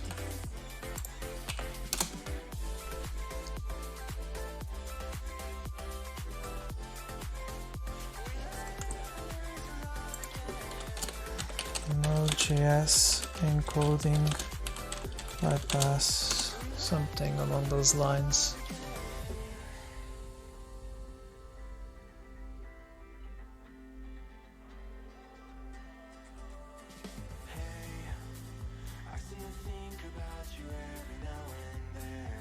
How does Node.js handle UTF-8 escapes?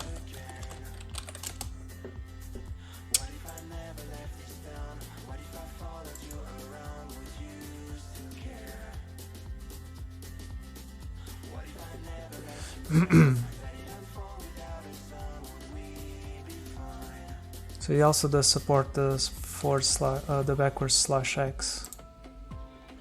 So okay, let's see. Where's burp? Encoder. Let's encode as mbx.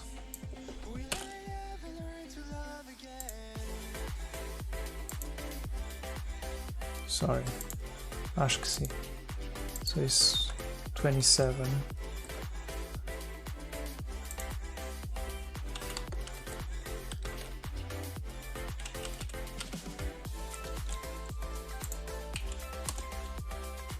No.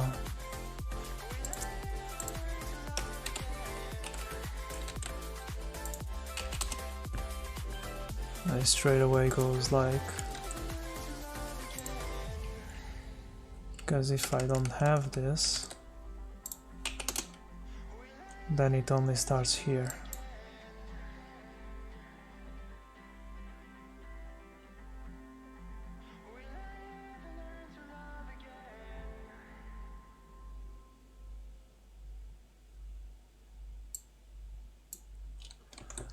Is it?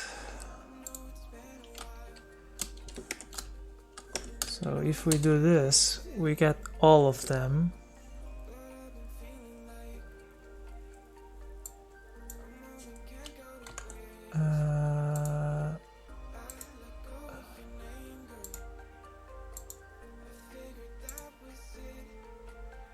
Where is my $1 million? So let's look at the source. So it renders with the results rows.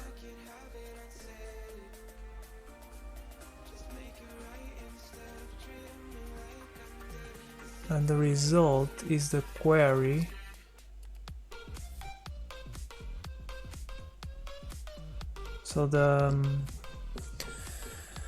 So here, when they say where is my $1 million, these are coming from the template and not from the database, clearly. So it's coming from the home HTML or whatever the name is.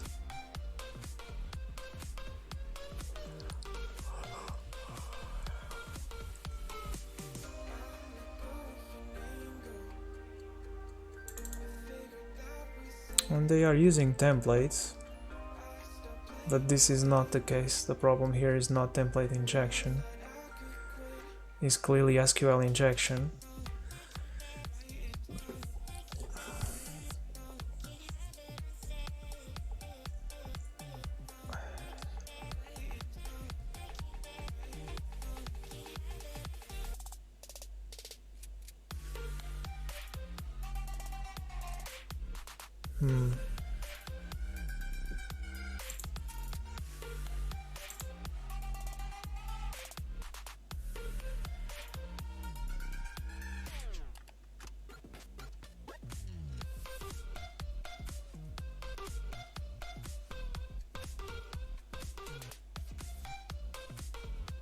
Interesting.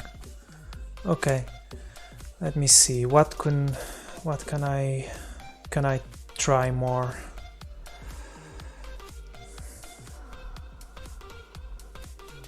How can I break this in a way that it doesn't become censored? Because even if we use the double quote, it breaks. And I'm not sure why they are trying to block the dot. Why would you block the dot? I've been flipping pages since I could remember. That told me I had to be within the lines of 2 degrees and 9 to 5. And I've been working after work since last September. I stay up late on the weekdays. Might this be specific to PostgreSQL?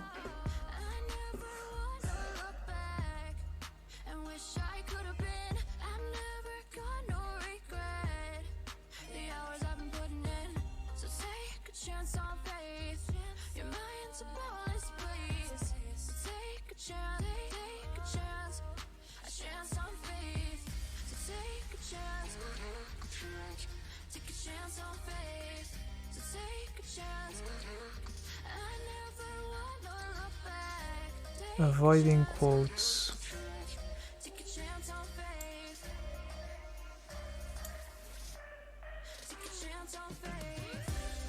Would that work?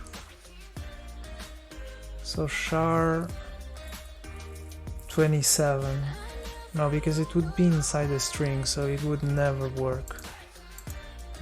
So even if we do char 27 here, it would never work.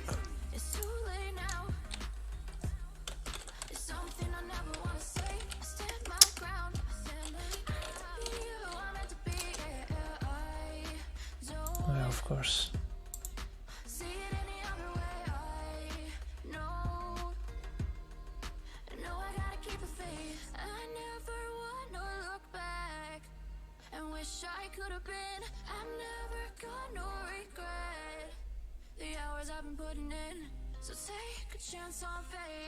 Does the backtick have any meaning?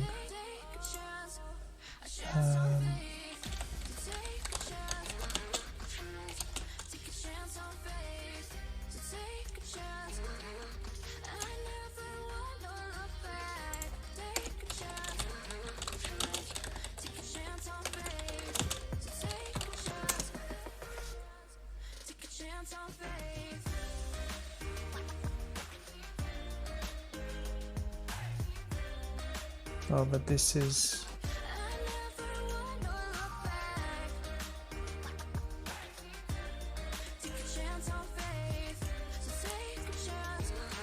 Okay, let's see if we can get anything out of the backtick.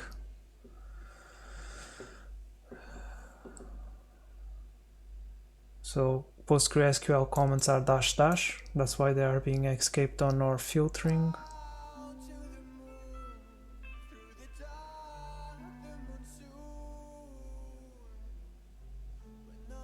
So PostgreSQL only uses single quotes for strings.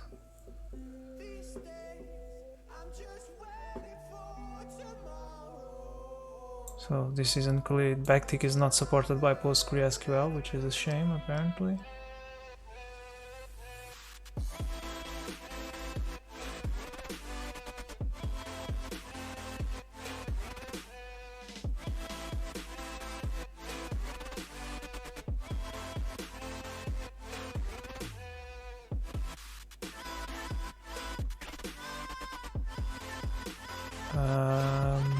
Okay.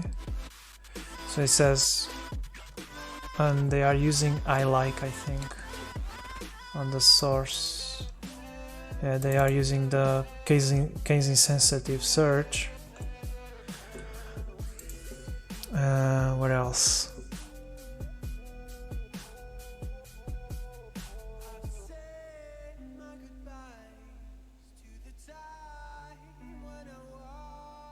There's no other differences interesting from MySQL, I think.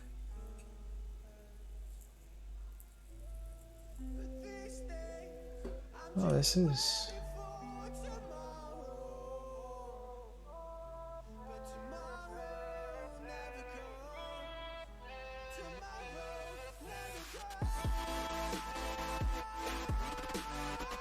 Yeah, this doesn't help.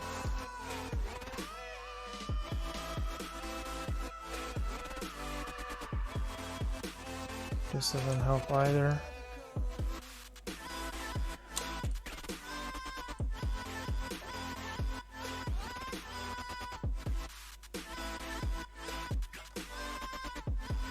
Interesting, wait. Quoted identifiers can contain any character except the character with code 0, which is string termination, or the null character. To include the double quote, write 2 double quotes. But, okay, 2 double quotes, it's already, doesn't, our filter escapes double quotes. This allows constructing table or columns names that would otherwise not be possible, such as containing spades and or ampersands. A variant of quoted identifiers allow including escaped Unicode characters. The variant starts with U, an ampersand.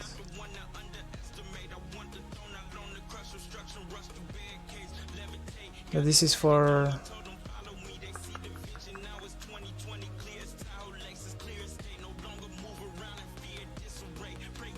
note that this creates an ambiguity with the operator blah blah blah.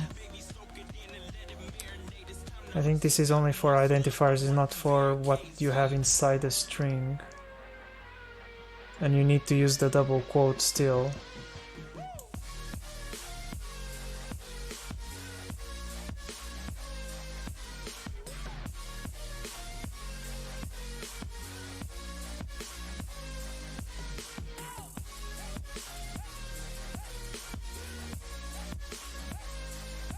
So it says, starts with this, followed by immediately before the opening double quote, without any space between, for example, this.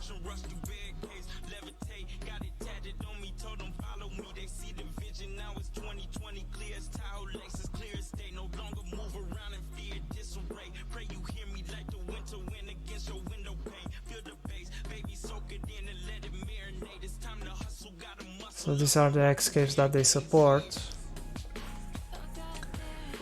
So they have the backspace, the form feed, the new line, carriage return, and the tab. Okay, let's try with this character, see what we can potentially do. See.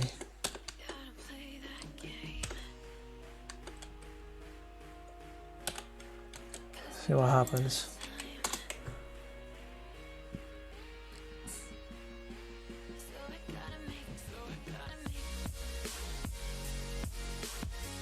Nothing good. So this filter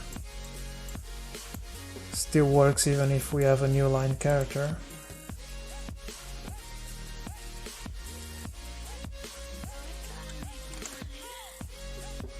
Then what else does? So supports octal, supports X, which we already tried. So if we do X27,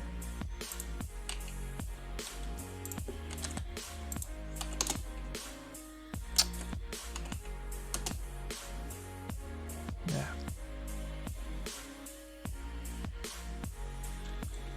it escapes it.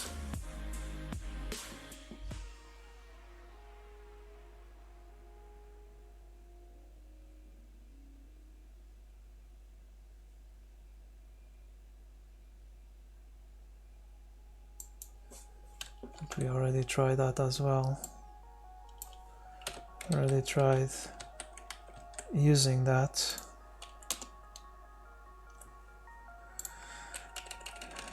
Does the backspace character do anything in this case?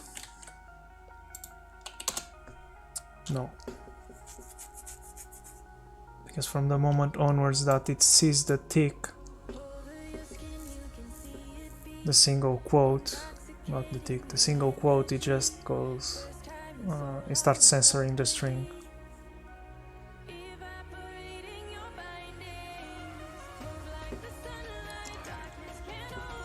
And if we use this, what does it do?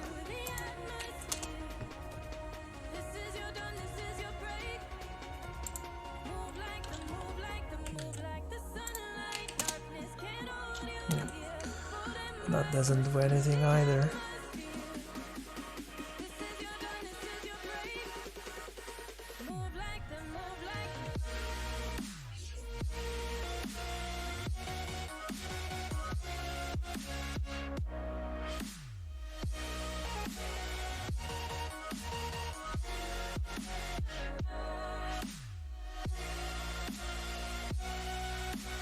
Bit string constants.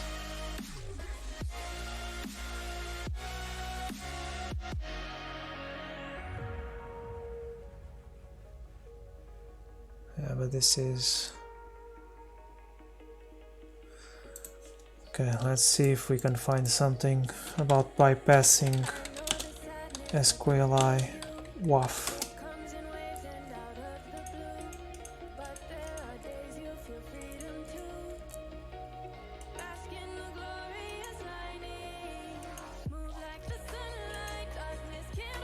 See if we have any examples of how to bypass a WAF for SQL.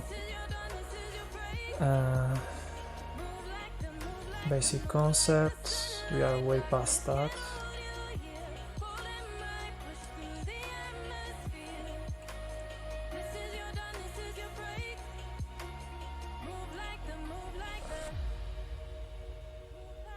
So this doesn't work because comments on PostgreSQL are dash dash. I don't think we can use. And our problem is the single quote.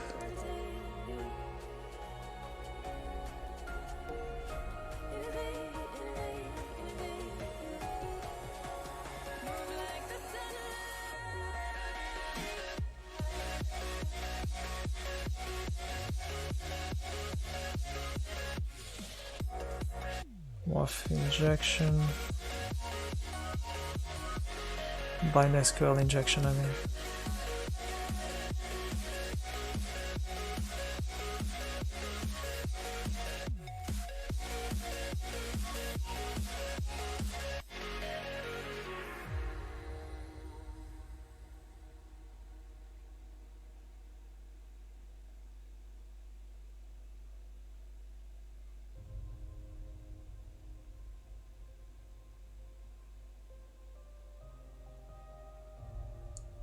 Okay. That doesn't help us because it doesn't cover the case where the single quote is escaped. Well, it's not really escaped, but it's censored.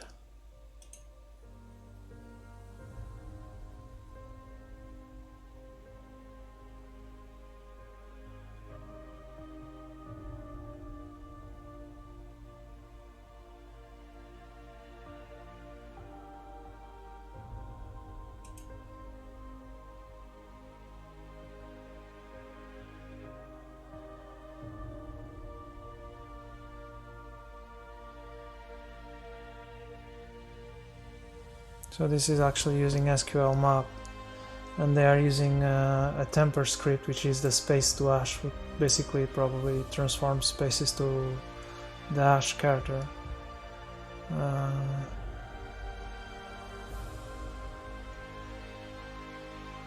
That doesn't help us. Is also an integer injection, and what we have is a string injection, but we cannot use the single quote character or even the double quote character.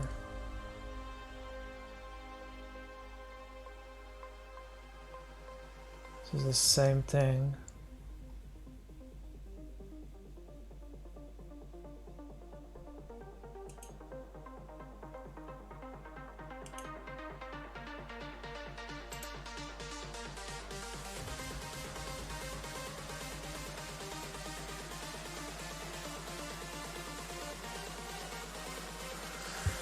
Okay, we are past the 2 hours and 15 minutes mark.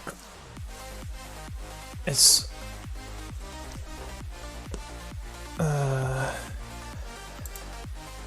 we managed to finish up this challenge.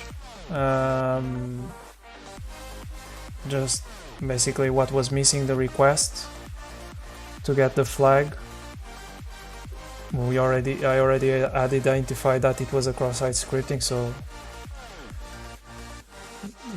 done this one, which was also quite cool, showing how you can do some Java script trickery to win at a game.